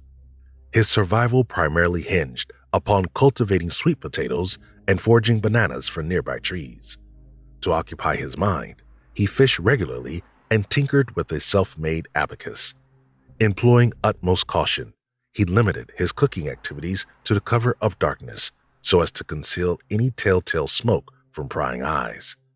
By observing moon cycles, he would count the passing days and mark the passages of months and years by tying knots on a rope. With almost no human contact whatsoever, what largely kept him going was his clinging to the hope that he'd one day be reunited with his loved ones. Survival became his sole purpose, consuming nearly all of his time and energy. Eventually, Nakamura managed to befriend one of the locals, a kind old man who would, on occasion, bring him some essential provisions and small luxuries like tea and coffee. This went on for several years until the old man passed away. As the old man lay on his deathbed, he entrusted his son with looking after Nakamura. There is heavy speculation that instead of fulfilling his father's wishes, the son might have chosen to inform the local authorities about Nakamura's presence on the island. The discovery. While some reports believe that the old man's son was the one responsible for notifying the authorities about Nakamura's whereabouts, others claim that it was a pilot who chanced upon his hut while flying over the island. Irrespective of the manner in which the information was obtained, in November 1974, the Indonesian government received information suggesting the presence of a former Japanese army member residing on the Morotai Island. Collaborating with the Japanese embassy, they coordinated a search mission to investigate his potential holdout. In a bid to draw Nakamura out of hiding, searchers waved a Japanese flag and sang the country's national anthem. Their efforts proved fruitful when, on December 18, 1974, Nakamura, then 55 years old, finally emerged. Despite being naked, unkempt, and utterly exhausted, he displayed a remarkable sound physique. After being transported to a hospital in Jakarta, Nakamura was given a clean bill of health. Subsequently, Indonesian authorities facilitated his return to Taiwan, where he would finally be reunited with his family. Upon his return home, he couldn't wrap his head around how much had changed. His parents, once pillars of his life, had passed away. His son, who was but an infant when he enlisted, had blossomed into a mature man with 4 children of his own. Meanwhile, his wife, believing he had died in the war, had remarried. And then there was the matter of his pension. When Nakamura joined the army in 1943, Taiwan was under Japanese colonial rule. Throughout his 30 years on Morotai, Taiwan came under the administration of the Republic of China. Despite Nakamura's service in the Japanese Imperial Army, the Japanese government refused to provide him with the back pay he rightfully deserved for his pension, arguing that he wasn't technically a Japanese citizen. Understandably, this incident sparked public outrage. Curiously enough, just a few months prior to Nakamura's return, Hiro Onoda, another World War II-era Japanese soldier, was discovered hiding out in the Philippines and ended up receiving his full entitlements. The government justified this decision by noting that Onoda was a Japanese national who held the rank of officer, whereas Nakamura only held the rank of private and wasn't even Japanese. In the end, in exchange for his 30 years of service, Nakamura was awarded a grand total of 68,000 Japanese yen, equivalent to approximately $227 at that time. Following widespread public outcry and intense media scrutiny, the Taiwanese government decided to make a donation of 4,250,000 Japanese yen to Nakamura, a sum that closely mirrored the payout received by Hiro Onoda. Upon his return to Taiwan, Nakamura would find himself often overcome with weariness, despite his outward appearance of good health. However, he'd often state that the prospect of finally being reunited with his family kept him going. Evidently, his wife's new husband offered to let the old couple reconcile and was even willing to move out and give them space. But Nakamura, not wanting to disrupt their lives, was content with purchasing a home nearby and visiting them frequently. Ultimately, Teruo Nakamura led a quiet and peaceful life with his family for the next 4 years. Sadly, on June 15, 1979, after a long and tiresome battle, he succumbed to illness. Despite enduring years of isolation, Teruo Nakamura left behind a lasting legacy as a courageous man and a devoted soldier. Edgar Latulip. Edgar Latulip was a 21-year-old Canadian young man living in Kitchener, Ontario. Growing up, Edgar suffered from psychological issues and faced several developmental challenges. He had a long history of residing in psychiatric hospitals and group homes. Sylvia Wilson, his mother, described him as more or less functioning at a child's level. Understandably, Edgar's disabilities and the various hardships he faced during his upbringing left him feeling somewhat depressed and dissatisfied with his life. The fact that he was already 21 years old without any promising prospects certainly didn't help, and only added to his sense of despair and hopelessness about the future. Eventually, these emotions culminated in a deadly incident orchestrated by Edgar himself, one that left him hospitalized and seriously injured. His mother laid eyes on him in January 1986 after he was hospitalized. She recalled his alarming weight loss and expressed deep concern for his welfare. 9 months later, on the 2nd of September 1986, Edgar suddenly vanished into thin air. At the time he went missing, he was relying on a disability pension for survival, residing in a community home where he'd received regular meals and occasionally participate in group activities. Investigators later discovered he bought a ticket to Niagara Falls from a local bus terminal, but his trail grew murkier from there. This finding was especially concerning, as Niagara Falls carries a somber reputation for being the final resting place to many burdened by grief and despair. Concern gripped the hearts of Edgar's family members and the Waterloo Regional Police Service, for they feared that he may have journeyed there to confront his inner demons. Years passed by since then, and in 1991, Victims of Violence, a non-profit organization, announced that they would be placing images of missing persons, including Edgar, on display at prominent airports and other public venues, in the hopes that somebody passing might recognize them. Despite their valiant efforts, the Waterloo Regional Police Service was unable to uncover any leads on Edgar's whereabouts. Nevertheless, their determination to find answers remained unwavering. In 1993, they pursued a reported sighting in Hamilton, only to discover that it led to another dead end. As time passed, the chances of a happier ending to Edgar's tale grew increasingly slim. A decade and a half later, in late 2008, the Waterloo Regional Police Service announced they would be re-examining several missing persons cases. This led Sergeant Richard Dorling to consolidate all 20 ongoing missing persons cases in the region under the jurisdiction of the Homicide Division.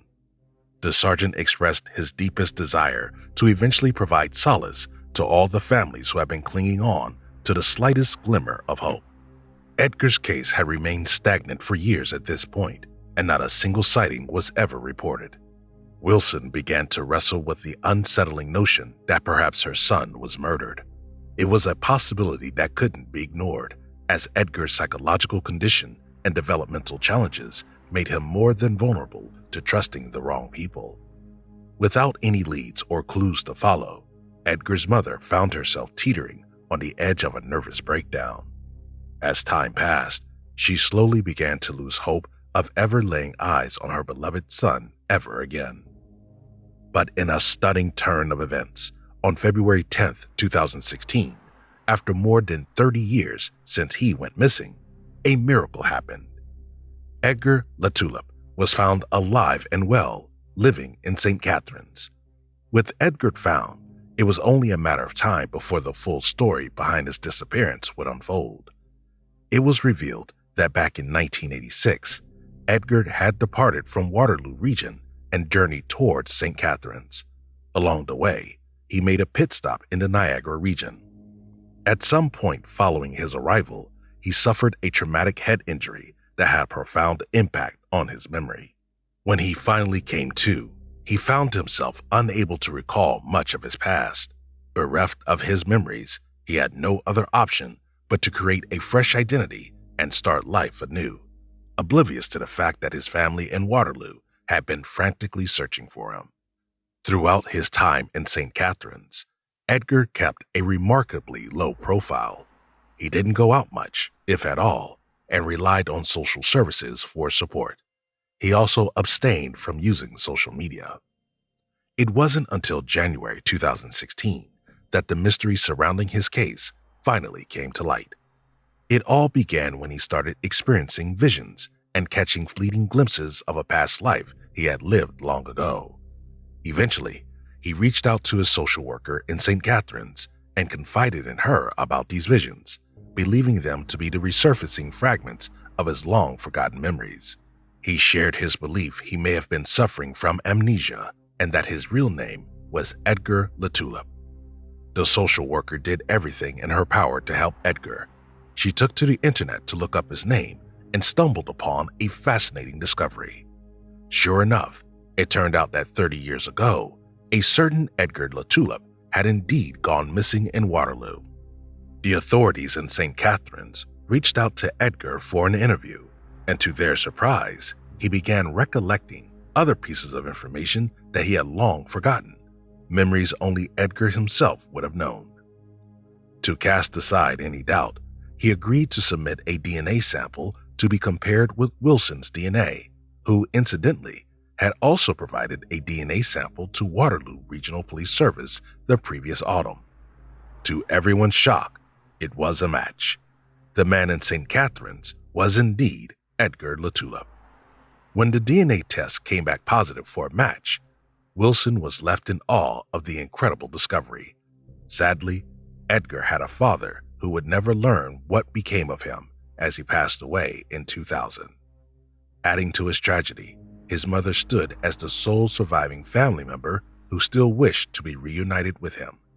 Nonetheless, after 30 long years, mother and son were at last reunited. When they finally met, Wilson could barely recognize her son. The last time she had laid eyes on Edgar, he was an anguished 21-year-old. Now he stood before her as a contented 50-year-old man, exuding a newfound sense of peace and vitality. Edgar, filled with remorse, began by apologizing to his mother for what he put her through.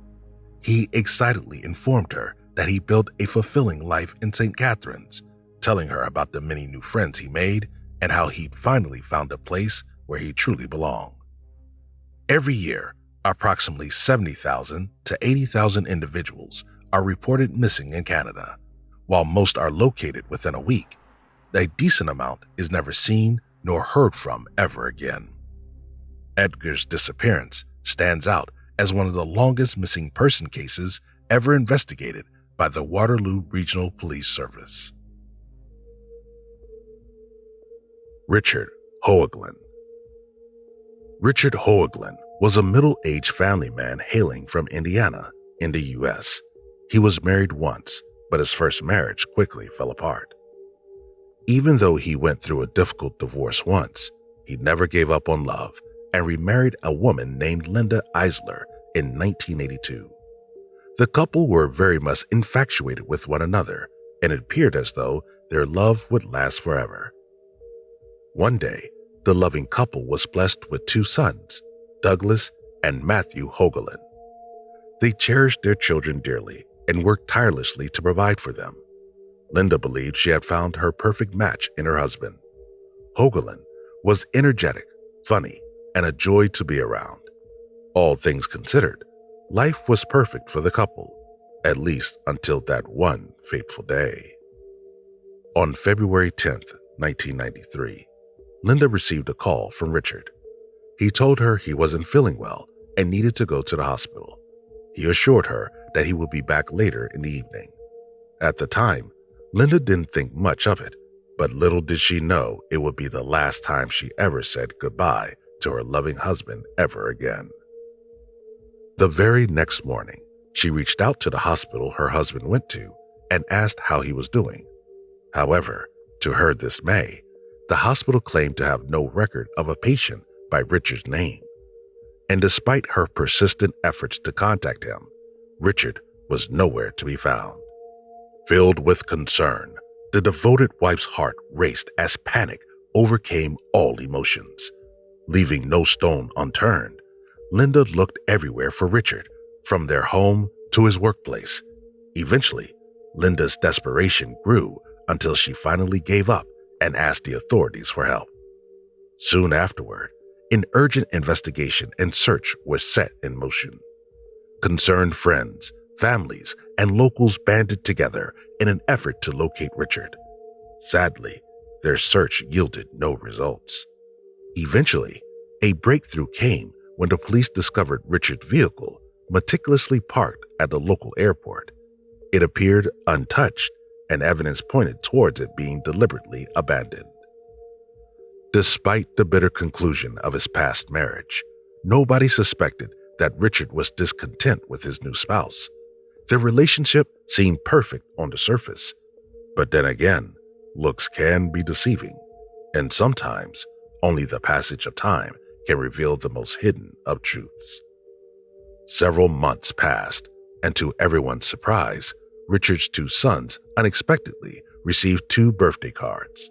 Each card contained a crisp $50 bill and a heartfelt note signed off by none other than Richard himself. It read, "Maybe sometime soon we will set to see each other, but I bet I won't even know you.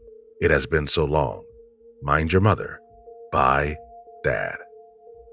Needless to say, the cards and the message they contained would inevitably raise a few eyebrows. Some speculated the whole thing was an act, perhaps orchestrated by a kind stranger or relative, intending to provide solace to the grief-stricken family, or instill a glimmer of hope in Richard's kids that their father may yet return. On the other hand, law enforcement started to harbor suspicions that perhaps Linda had murdered Richard and had fabricated the missing persons report as a smokescreen for her actions. Another theory floating around was that Richard might have been entangled in illicit drug trade, prompting authorities to bring Linda in for questioning at the police station. In the end, the questioning proved fruitless, and Linda was eliminated as a suspect. Years passed by, and a decade of relentless investigation ensued, yet no answers were ever found. Eventually, Richard Hoagland was declared legally dead by the state of Indiana, despite the lack of any evidence to support this claim.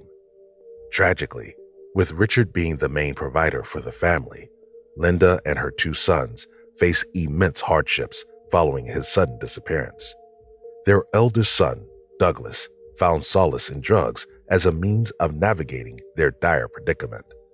His addiction led him down a destructive path, resulting in several encounters with law enforcement and ultimately his imprisonment for drug possession, along with an 8-year sentence. Linda, now burdened with the loss of both her husband and her son, faced a profound impact on her mental well-being, leading her down a rabbit hole of depression and desperation. And yet, in the face of such grim circumstances, Linda recognized her sons depended on her now more than ever. With determination, she summoned the strength to rise from despair, not for her own sake, but for the sake of her 2 boys. Slowly but surely, she mustered up the strength to move forward, remarrying and embrace a fresh start. It seemed as though life had finally turned a corner for her. However, there was one last thing fate had in store for her. In the summer of 2016, an unexpected phone call shattered the peace she had worked so hard to rebuild. The Pasco Sheriff's Department in Florida delivered a shocking revelation. Richard Hoagland, her supposedly deceased husband, was in police custody. As anticipated, Linda simply couldn't fathom the words she was hearing. It almost sounded like a cruel joke, but when she finally laid eyes on Richard Hoagland, now 63 years old, after 23 excruciating years, the only thing she could think about was, where had her husband been all this time? Turns out, the answer was quite simple. Back in 1993, the couple was struggling financially. Richard simply couldn't cope with the pressure and didn't feel like this tunnel had a light at the end. So he did the only thing he could. He ran away. Apparently, he'd also entered into a third marriage with a woman named Mary and had even another son. And yet, his self-centered choices and blatant disregard for his family's well-being aside, one key puzzle piece remained missing. 23 years is no small amount of time. So how did he manage to stay under the radar for so long? After fleeing from Indiana, Richard made his way to Florida, where he rented an apartment. It was there that he stumbled upon a death certificate belonging to Terry Szymanski, a man who died in a tragic boating accident back in 1991. In a peculiar turn of events, Richard managed to get a hold of Terry's birth certificate from the registry office, which he then used to get a driver's license.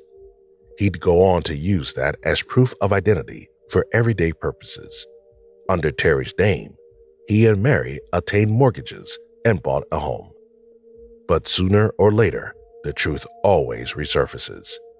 After more than 2 decades of lies and deception, fate finally caught up with Richard.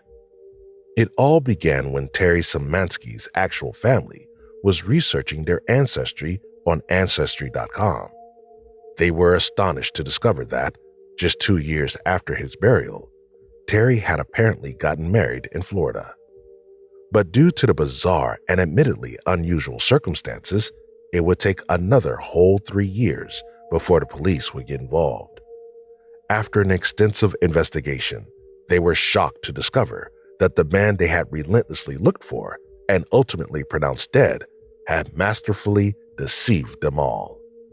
Detective Anthony Cardillo from the Paso County Sheriff's Department in Florida made his way to Richard's residence. Richard, who stubbornly maintained his real name was Terry Szymanski, quickly gave up on the facade once confronted with Terry's death certificate. Cornered and with no escape, he was arrested, brought in for questioning, and ultimately confessed. When Richard's true identity came to light, his wife at the time, Mary, was understandably taken aback by the stunning revelation. She confided in the authorities, saying that her husband had always left many questions unanswered whenever she asked about his past or relatives. At the time of Richard's sentencing, his son, Douglas, was incarcerated for drug possession. This didn't stop him from writing a heart-wrenching letter to the jury, detailing how his father's self-centered choices had profoundly impacted his life and ultimately led him to where he was now, behind bars. Meanwhile, his other son, Matthew, somewhat empathized with his father, despite acknowledging that nothing could excuse his behavior. In the courtroom, Richard's attire was impossible to ignore. He sported sneakers, worn-out pants, and a threadbare polo shirt that seemed plucked straight from a thrift store. It was as if he deliberately dressed this way, sparking speculation that his shabby appearance was a calculated act to portray himself as poor. Of course, the reason was obvious. Richard knew his older wife would want to be reimbursed for the 20 years of unpaid child support.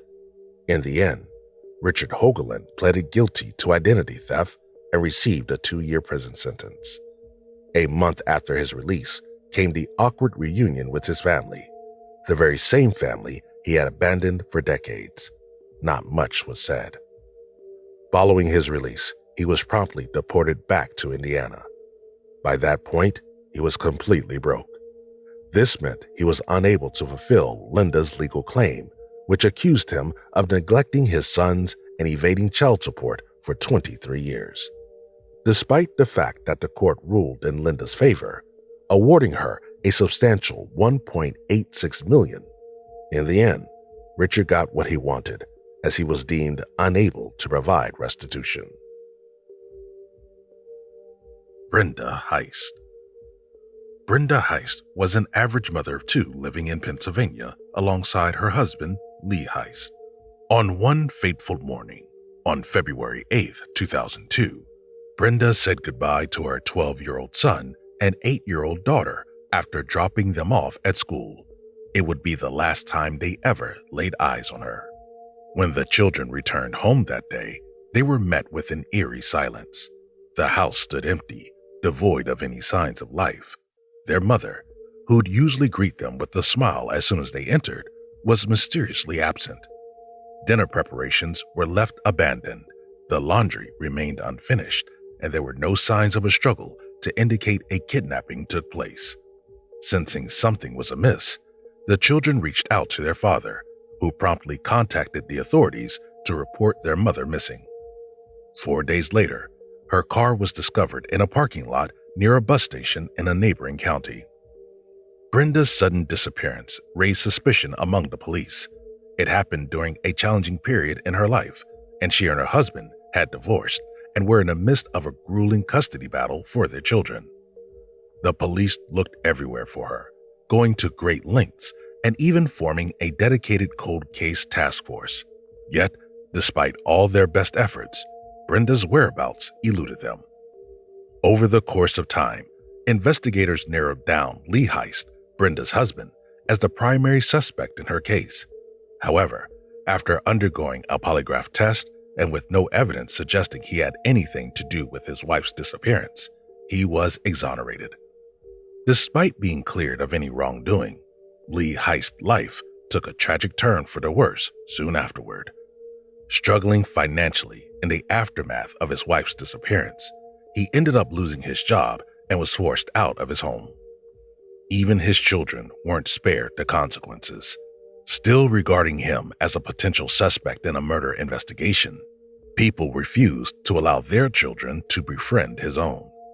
Eventually, in 2011, Lee managed to have Brenda declared legally dead and collected her life insurance money, which amounted to almost $100,000. Then, in April 2013, a gut-wrenching terror consumed the family as they received a call from Detective John Schofield of Lititz Borough Police. Lee anticipated that the purpose of the call would be to deliver the news of Brenda's remains being discovered. Instead, what he heard was the last thing he expected. Brenda had been found alive. A day earlier, a 54-year-old woman claiming to be Brenda had made her way to the Monroe County Sheriff's Office and voluntarily surrendered, telling police officers that she was a missing person. Weary from a life on the run, she stated that she was tired of living on her own and wanted to go home. When she walked into the Monroe County Sheriff's Office, Brenda had been gone for 11 years.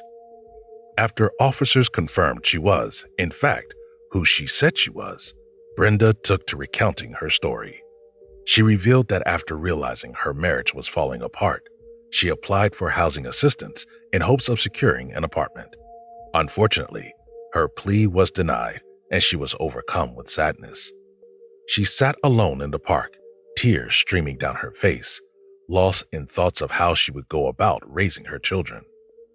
According to her recollection, it didn't take long before she was approached by 2 men and a woman who asked her what was wrong. Upon sharing her story, they extended an invitation to her to hitchhike with them down to Florida. As desperate as she was, it didn't take much convincing for her to accept their offer. She parked her car in a nearby bus station parking lot and went to join them.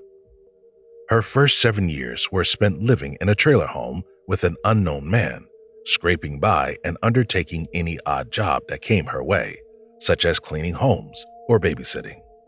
At one point, during her time in Florida, she got hold of a stolen driver's license after nabbing it from one of her housekeeping clients' homes. She also accumulated charges related to marijuana possession as well as numerous traffic violations. Sadly, while she was living her life to the fullest in Florida, her son and daughter lived in total anguish, not knowing what became of their beloved mother. Eventually, Brenda and the man she was living with had a falling out, as she quickly found herself living on the street. In her later years, she primarily sought shelter in tents and under bridges, relying on scavenging restaurant waste and engaging in panhandling to sustain herself. She managed to successfully evade investigators all this time by using a fake name, and it was discovered that many of the warrants issued against her were under that name. Apart from all that, much of the details surrounding Brenda's time away from her family remained shrouded in mystery. There was, however, a woman named Sandra Forrester who claimed to have known Brenda in 2010. According to Forrester, Brenda, who went by the name Lovey Smith, used to clean her Florida home. It all began when Brenda was recommended to her by a fellow neighbor. Forrester was in search of a housekeeper at that time. The neighbor, who'd previously enlisted Brenda as a babysitter, spoke highly of her. Initially, Brenda's interactions with Forrester were limited to small talk during Brenda's weekly cleaning visits. However, as time passed, their conversations delved into deeper, more personal matters. Brenda ended up warming up to Forrester and confided in her that she had a bad relationship with her boyfriend. Forrester felt bad for Brenda and decided to help as much as she could. As the weeks went by and her relationship with Forrester strengthened, Brenda began recounting a turbulent past marred by abuse, sharing that her former partner was an alcoholic. In a compassionate tone, Forrester assured Brenda that her door would forever remain open to her. As Brenda continued to visit Forrester's home, their interactions became more frequent. Forrester cautiously began to inquire more about Brenda's past. Brenda ultimately disclosed to her that she was a widow with no children to call her own. She said she had been married for like 20 years to a man named Lee, and he had worked for the Marriott, and they had traveled around and visited amazing places, and he had died, Forrester said. Eventually, Forrester extended an invitation to Brenda to live with her as a full-time housekeeper. With some of her belongings in tow, Brenda moved in, staying at Forrester's home for a span of 10 to 11 months. During this period, she spent most of her free time on the computer, using her cell phone, maintaining an active Facebook presence, and even frequenting an online dating site. Adding another layer of intrigue to the story, Brenda had apparently grown so confident in her charade that she went ahead and revealed her true last name to Forrester's son, after forging a close bond with him during their time together in the family home. The kid was around the same age as Brenda's own son, whom she abandoned a decade ago. The aftermath. After turning herself in, Sergeant John Schofield engaged in a detailed conversation with Brenda Heist. As per Schofield's account, Brenda was facing charges in Florida related to theft, drug possession, and possession of drug paraphernalia. Schofield portrayed her as highly emotional. With her head hung low and overwhelmed with shame, he described her as teary-eyed and remorseful. Understandably, even though Brenda had finally returned home, her family still harbored resentment toward her. Her ex-husband claimed that their children had no interest in speaking to her. "I don't think she deserves to see me," expressed her 20-year-old daughter, Morgan Heist. "I don't really have any plans on going to see her." Morgan's anger towards her mother is perhaps best captured in a deleted post she made on Twitter, where she hoped her mother rots in hell. As for Brenda, despite being fully aware that her actions were utterly wrong and not making a single attempt to reach out or contact her family throughout her decade-long absence, she claimed she never stopped thinking about her family, her children, and her parents. She ended up receiving a 1-year jail sentence for violating the terms of her probation. The probation had been imposed due to her use of a stolen driver's license during a traffic stop. She was set free on November 19, 2014.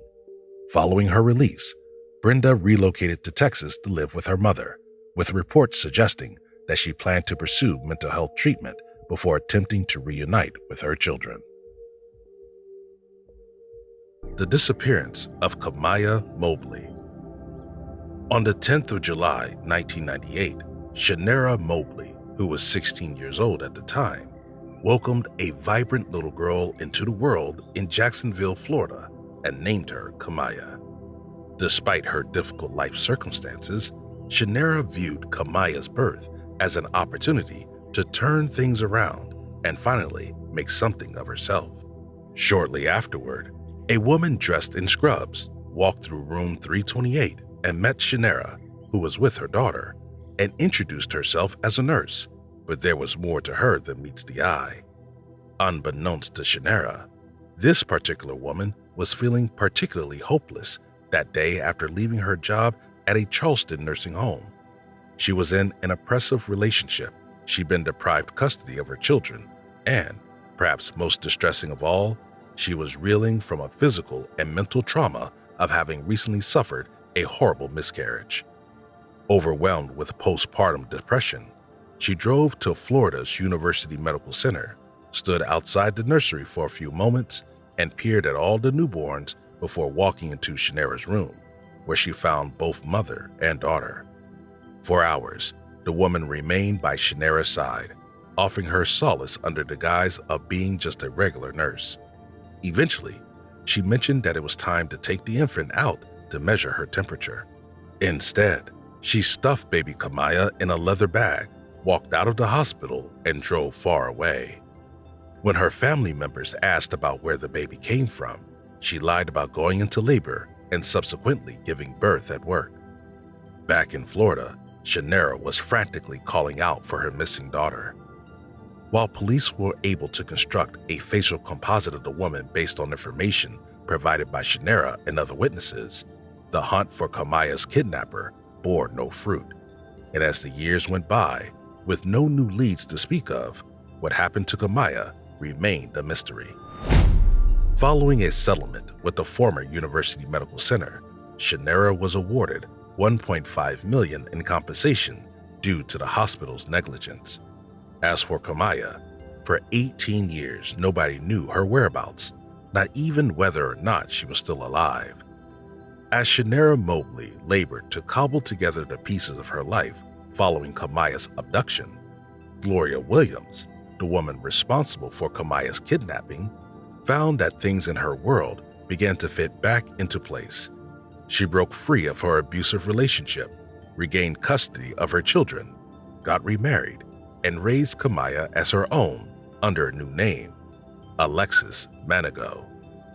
During her childhood in South Carolina, Alexis experienced a surprisingly cheerful upbringing. She was surrounded by family and friends, going to school, playing with her siblings, and regularly inviting friends over. As Alexis grew older and reached the age of 16, she unearthed a shocking secret kept hidden from her for many years. She didn't have a social security number, an essential requirement to get a driver's license or find work, and it became evident something wasn't quite right. It was then that Alexis confronted her so-called mother about it, who confessed that she had stolen her away as an infant. Even though Williams initially proposed to turn herself in, Alexis rejected the idea. Real or not, she wasn't about to lose the woman she viewed as her mother.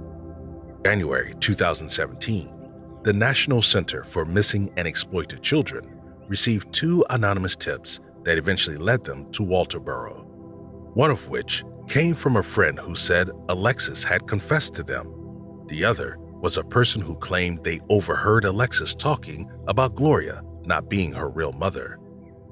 After officers confronted Gloria and conducted DNA tests, it was proven beyond any doubt that Alexis Manigault was in fact Kamiyah Mobley all along. When she heard the news, Tamara was filled with joy. Even though she went on to have more kids, her firstborn child never left her mind, nor her heart. When the two were eventually reunited, it wasn't precisely the joyful reunion Tamara always fantasized about. After all, for Alexis, Gloria Williams was her real mother. In February 2018, Williams pleaded guilty to kidnapping and interfering with custody under state law. During testimony at Williams' trial, Shanera spoke of the overwhelming grief she suffered after having her baby girl stolen from her. As for Williams, she conveyed nothing but remorse in her testimony. Unfortunately for her, this wasn't enough to sway the judge. Williams was found guilty and sentenced to 18 years behind bars. Despite what she's done, Kamiyah refuses to cut ties with her other mother. In a heart-wrenching interview, 20 years after her daughter's kidnapping, Tamara Mobley revealed that she and Kamiyah were no longer on speaking terms. The disappearance of Denise Bolser. On January 17, 1985, 24-year-old Denise Desrousseaux Bolser disappeared from her Raymond, New Hampshire abode. When her husband arrived home later that day, it took him 6 hours to notice the mysterious note pinned on their fridge, which read, "We've got your wife." When police arrived, all they could find were footprints in the snow, yet no sign of Denise herself. After the note was left at Denise's home, no demand for a ransom or attempts to contact anyone were made, leaving no additional clues as to who wrote it or their intentions. After several days of investigation, police were eventually led to Logan Airport, where they stumbled upon her husband's pickup truck with Denise's social security card, birth certificate, and credit cards placed on the front seat, yet Denise was nowhere to be found. Despite their best efforts, no clues could be found that could explain what happened to Denise or where she could have possibly gone. Her family, with whom she had a close bond, strongly suspected something sinister may have taken place when she suddenly left. Her husband was never suspected to have been involved with her disappearance, and he eventually filed for divorce. Law enforcement investigated the idea that she may have been abducted or possibly killed, yet concrete proof supporting this theory eluded them also. It wouldn't be until a few months after Denise's untimely disappearance that a new clue was uncovered. The courier service, where she had served as a bookkeeper, blamed her for stealing anywhere between $12,000 to $100,000, pointing to the possibility that she had gone into hiding due to financial troubles. In 1986, embezzlement charges were brought against Denise. 7 years later, the allegations against her were dismissed, and her family grew optimistic that she would one day reach out to them. In 2002, Shirley Casey, a private investigator, provided authorities with information regarding a woman living in Florida who fit Denise's description and shared her date of birth. Almost 17 years later, law enforcement was once again on Denise's trail, and on May 13, 2002, she was located in Panama City, Florida, now going by the name of Denise James. Unbeknownst to her old family, or anyone else for that matter, she had begun a new life and started a family for herself. When finally confronted, Denise confessed that her decision to flee was made after her ex-employer threatened to kill her within 2 days. Furthermore, Denise revealed that, while attempting to cover her tracks, she had gone to the Bahamas, California, South Carolina, and Hawaii. With the mystery solved, Denise was finally able to experience an emotional and joyous reunion with her family. The disappearance of Lucy Ann Johnson. Lucy Ann Johnson, formerly Lucy Ann Carvel, was born on October 14, 1935, in Skagway, Alaska. Lucy lived out her early childhood in the cities of Bennett and Pennington before her family moved to the Yukon community of Carcross, where she was 8 years old. It wasn't until 1953 that she left Carcross, however, and after doing so, there wasn't much contact between Lucy and her relatives. In 1954, Lucy met Marvin Johnson. The couple fell in love and soon tied the knot before relocating to Surrey in British Columbia, Canada. While Lucy found a job at a hospital, Marvin worked on a tugboat, and together they made ends meet for their 2 children, Linda and Daniel. Life working on a tugboat can be full of hardship that Marvin sought refuge from via alcohol. Before long, the already short-tempered Marvin no longer had control over his actions and would often lash out or sometimes even assault Lucy. Linda, Lucy's daughter, later mentioned that she didn't recall her father ever being explicitly violent, but he implied he was physically abusive towards her mother. One day, in 1961, Lucy suddenly disappeared without a trace. However, it took Marvin until 1965 to report her missing, 4 years after she had been gone. It was only after police confronted him about it after receiving an anonymous tip from one of the neighbors, who were worried that they hadn't seen Lucy in quite some time. When police officers questioned him, Marvin reaffirmed what the neighbor had already told them, that Lucy's been gone since 1961. Initially, authorities suspected foul play when one of the neighbors recalled seeing Marvin digging in his backyard. However, upon inspecting the premises, police officers failed to uncover anything, meaning there was insufficient proof to accuse Marvin of murdering his wife. In any case, DNA samples from Lucy's kids were taken and would later routinely be evaluated for similarities in unidentified bodies, yet no matches were ever found. After his wife had been gone for some time, Marvin became reluctant to utter her name. Later on, he remarried and prohibited Linda and Daniel from mentioning their mother in any capacity whatsoever. Unfortunately, Lucy's son, Daniel, passed away in his late teens. As for Linda, despite her mother disappearing when she was only 7 years old, she went on to live a fulfilling life, later marrying and becoming a grandmother of 10. In 2013, Lucy's disappearance went on to become one of the Royal Canadian Mounted Police's oldest and most enduring cold cases. 5 decades later, Linda, who was in her 50s by now, slowly began resigning herself to the fact that Lucy was gone forever. But before relinquishing all hope, she decided to try something no one thought would work. Hoping to locate her mother, whom she knew was from Alaska, Linda placed an ad in the Yukon News.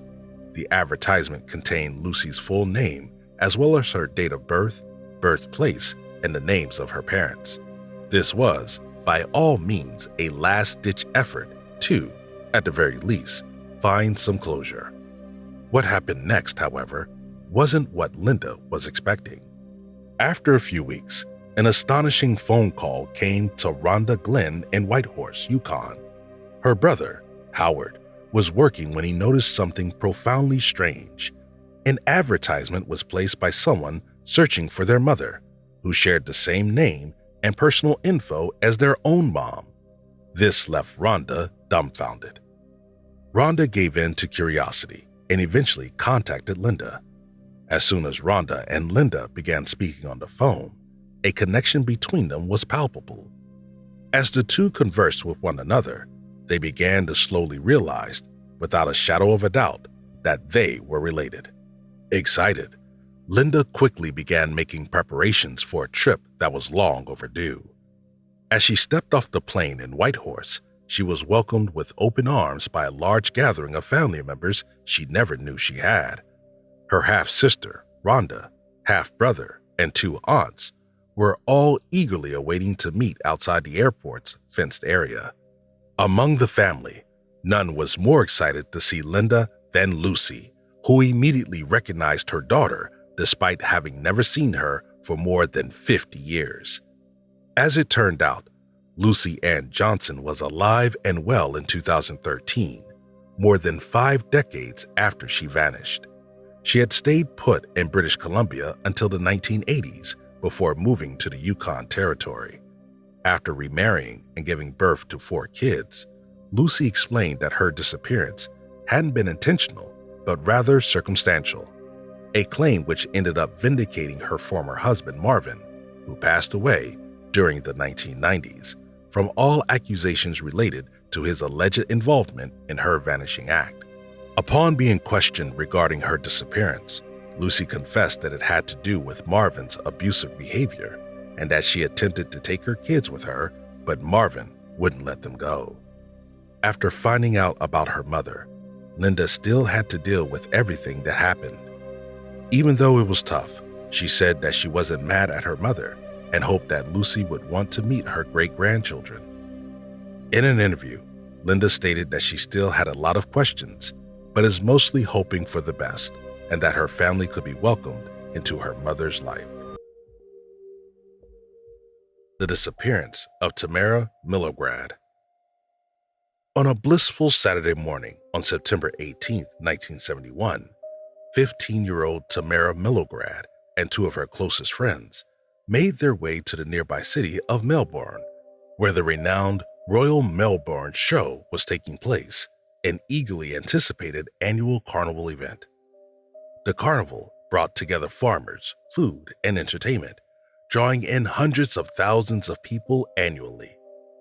Before that, going to the carnival, Tamara informed her fretful mother, Rubel, of her plans to attend the exhibition with some of her classmates. When Rubel heard there would be many people present, she wanted to accompany Tamara and her friends to keep an eye on things.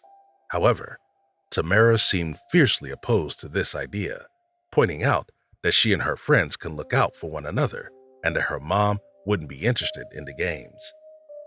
After a hasty farewell to her mother, Tamara hopped in the car with friends for an exciting day at the bustling exhibition.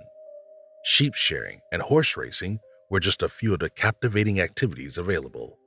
Alpaca displays, poultry competitions, log chopping events, and more were also within arm's reach for the kids to enjoy. As they walked around the carnival, Tamara, who up to this point seemed disinterested and uneasy, informed her friends that she was going to look for a place to exchange some money as she was out of change, promising to return shortly. Anxiety swirled among her friends as Tamara's absence grew worryingly extended. After a while, they began to look for Tamara in places where she might have gone, yet there was no sign of her. Desperately scouring for someone, Tamara's friends had no choice but to frantically call her family. Her parents rushed to the venue immediately and, after hours of fruitless search efforts, soon realized there was no sign of her anywhere on the premises. Without delay, they swiftly alerted Australian authorities of the situation. Police officers escalated the search efforts to encompass nearby areas of the exhibition. Yet, after days of tirelessly looking for her, there was no sign of 15-year-old Tamara. After delving into her personal relationships with her parents, police uncovered that Tamara was going through a period of adolescent rebellion.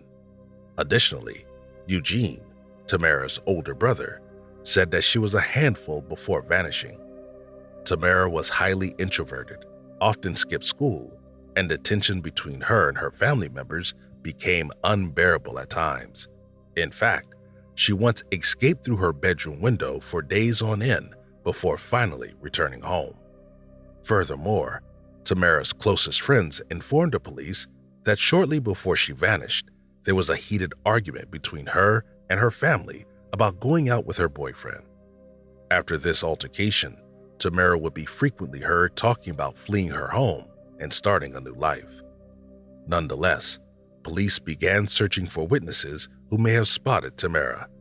Meanwhile, Tamara's family launched a multifaceted campaign, distributing printouts throughout the streets and shopping malls in hopes that someone may recognize Tamara or have valuable information regarding her disappearance. In the ensuing months, police learned from several eyewitnesses that Tamara was spotted a few days after she went missing. Some witnesses claimed that Tamara had been lurking in the stables at the fair for 2 days following her mysterious disappearance. Yet, after arriving on the premises, police officers found no trace of her. It was also rumored that Tamara had been working in a bar near the waterfront of St. Kilda, an area located on Melbourne's southern side. Additionally, a friend of Tamara's allegedly caught sight of her at a hotel in Laverton.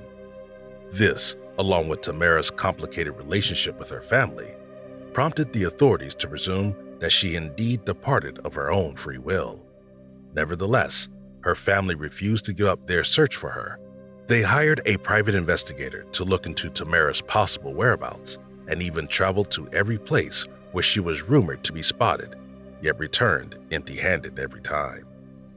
Throughout the years, despite the passage of time and their daughter's case growing cold, her parents held on to their hope that Tamara would one day come back. After 18 years of agonizing over Tamara's disappearance, her father tragically passed away without ever finding out the truth. In 2010, Melbourne launched its Missing Persons Week, and among the stories shared was Tamara's. In 2015, a woman stumbled upon Tamara's picture whilst browsing the AFP Missing Persons website and saw a woman that looked an awful lot like her own mother, the only difference being her mom had a different name. Corrina Russell suffered the loss of her mother in a car accident in 1976 when she was but a few years old. Later in life, Corrina found out that her father and mother never wed, as for some reason her mother couldn't get a birth certificate. This piqued Corrina's curiosity, and she began looking for answers regarding her mother's real identity. There were remarkable similarities between Pauline Tammy Russell, her mother, and Tamara Milograds. Apart from sharing the same birth date, the resemblance was also uncanny. Corrina reached out to the National Missing Persons Coordination Center and told them she thought the woman from the photo could be her mother. Unbeknownst to her, the information she was about to discover would alter her life in a monumental way. To determine if Pauline Tammy Russell was, in fact, Tamara Milograds, Tamara's family was contacted and a DNA sample from one of her siblings was collected. The results were analyzed by an expert from the Victorian Institute of Forensic Medicine, who verified that the DNA sample provided was a match with Corrina's own genetic material. After an astonishing 44 years of not knowing what happened to Tamara, her family was, at last, able to uncover the truth.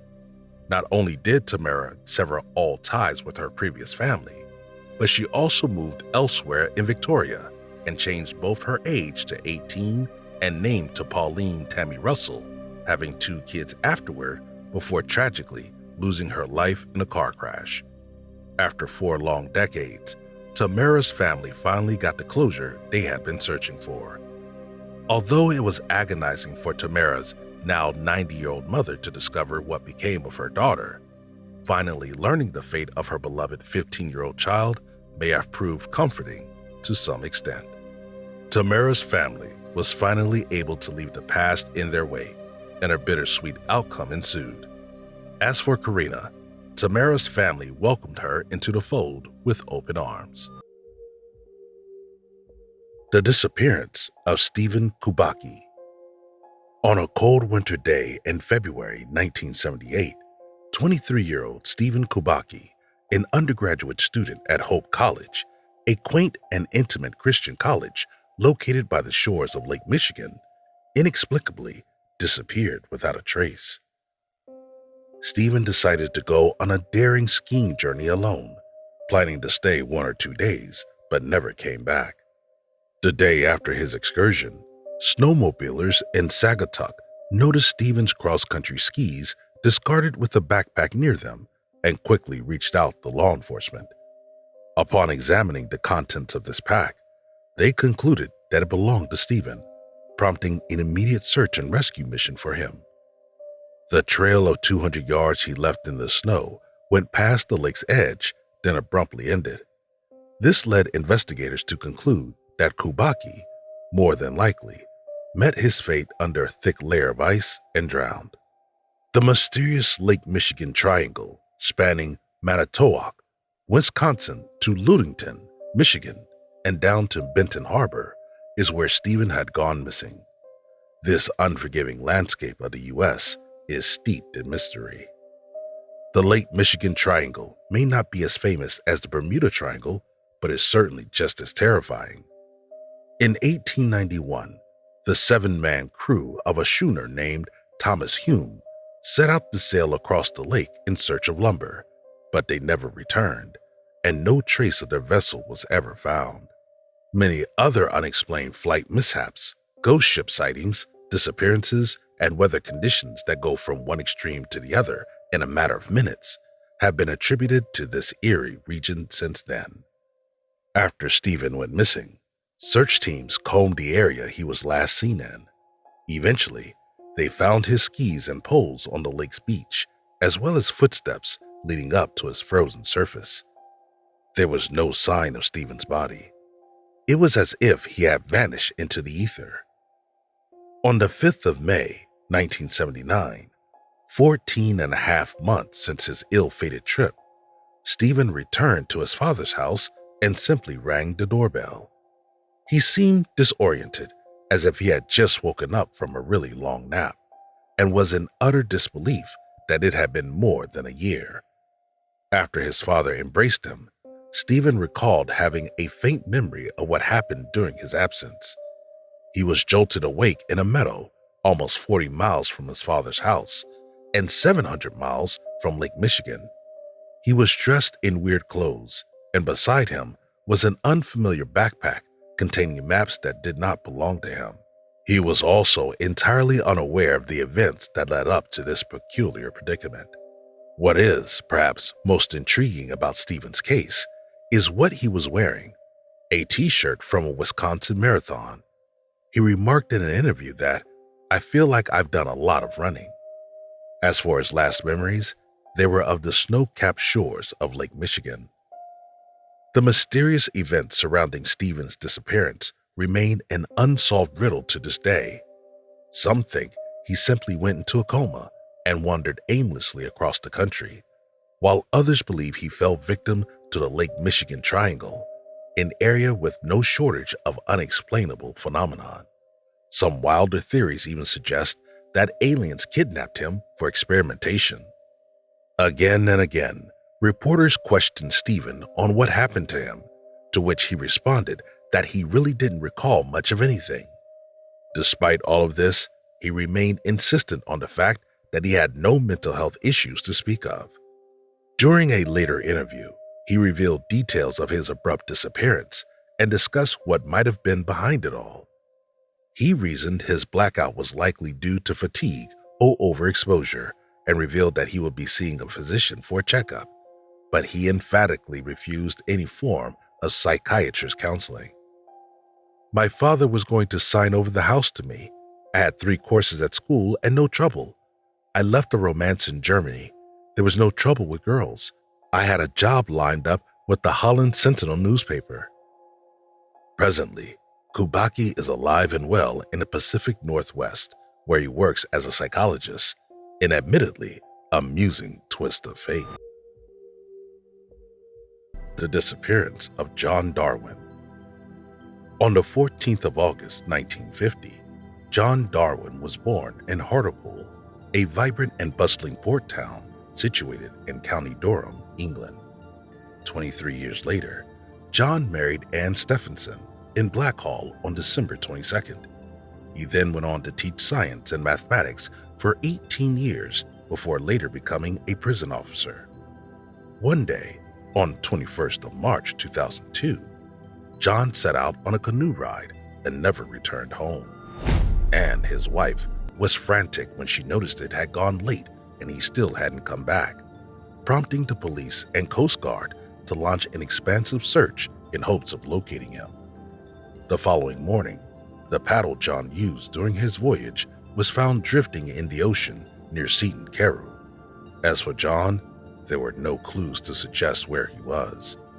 6 weeks later, his dilapidated boat was located near North Gare in a secluded area known as the Blue Lagoon, situated by the River Tees. After 6 months of anguish and slowly losing hope of his survival, Anne stated that all she wanted was to bury John's body, as it would enable her to move on.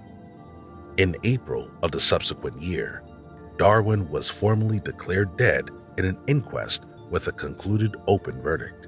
His death certificate noted that the sea had claimed his life. With her husband's death certificate in hand, Anne was able to accumulate a grand total of nearly £250,000 in payouts, consisting of a staggering £137,000 from Norwich Union, an insurance company, his prison service pension, worth £58,000, a life insurance policy worth £25,000, and his teacher's pension, valued at £25,000. However, unbeknownst to anyone, apart from his wife, John was alive and well.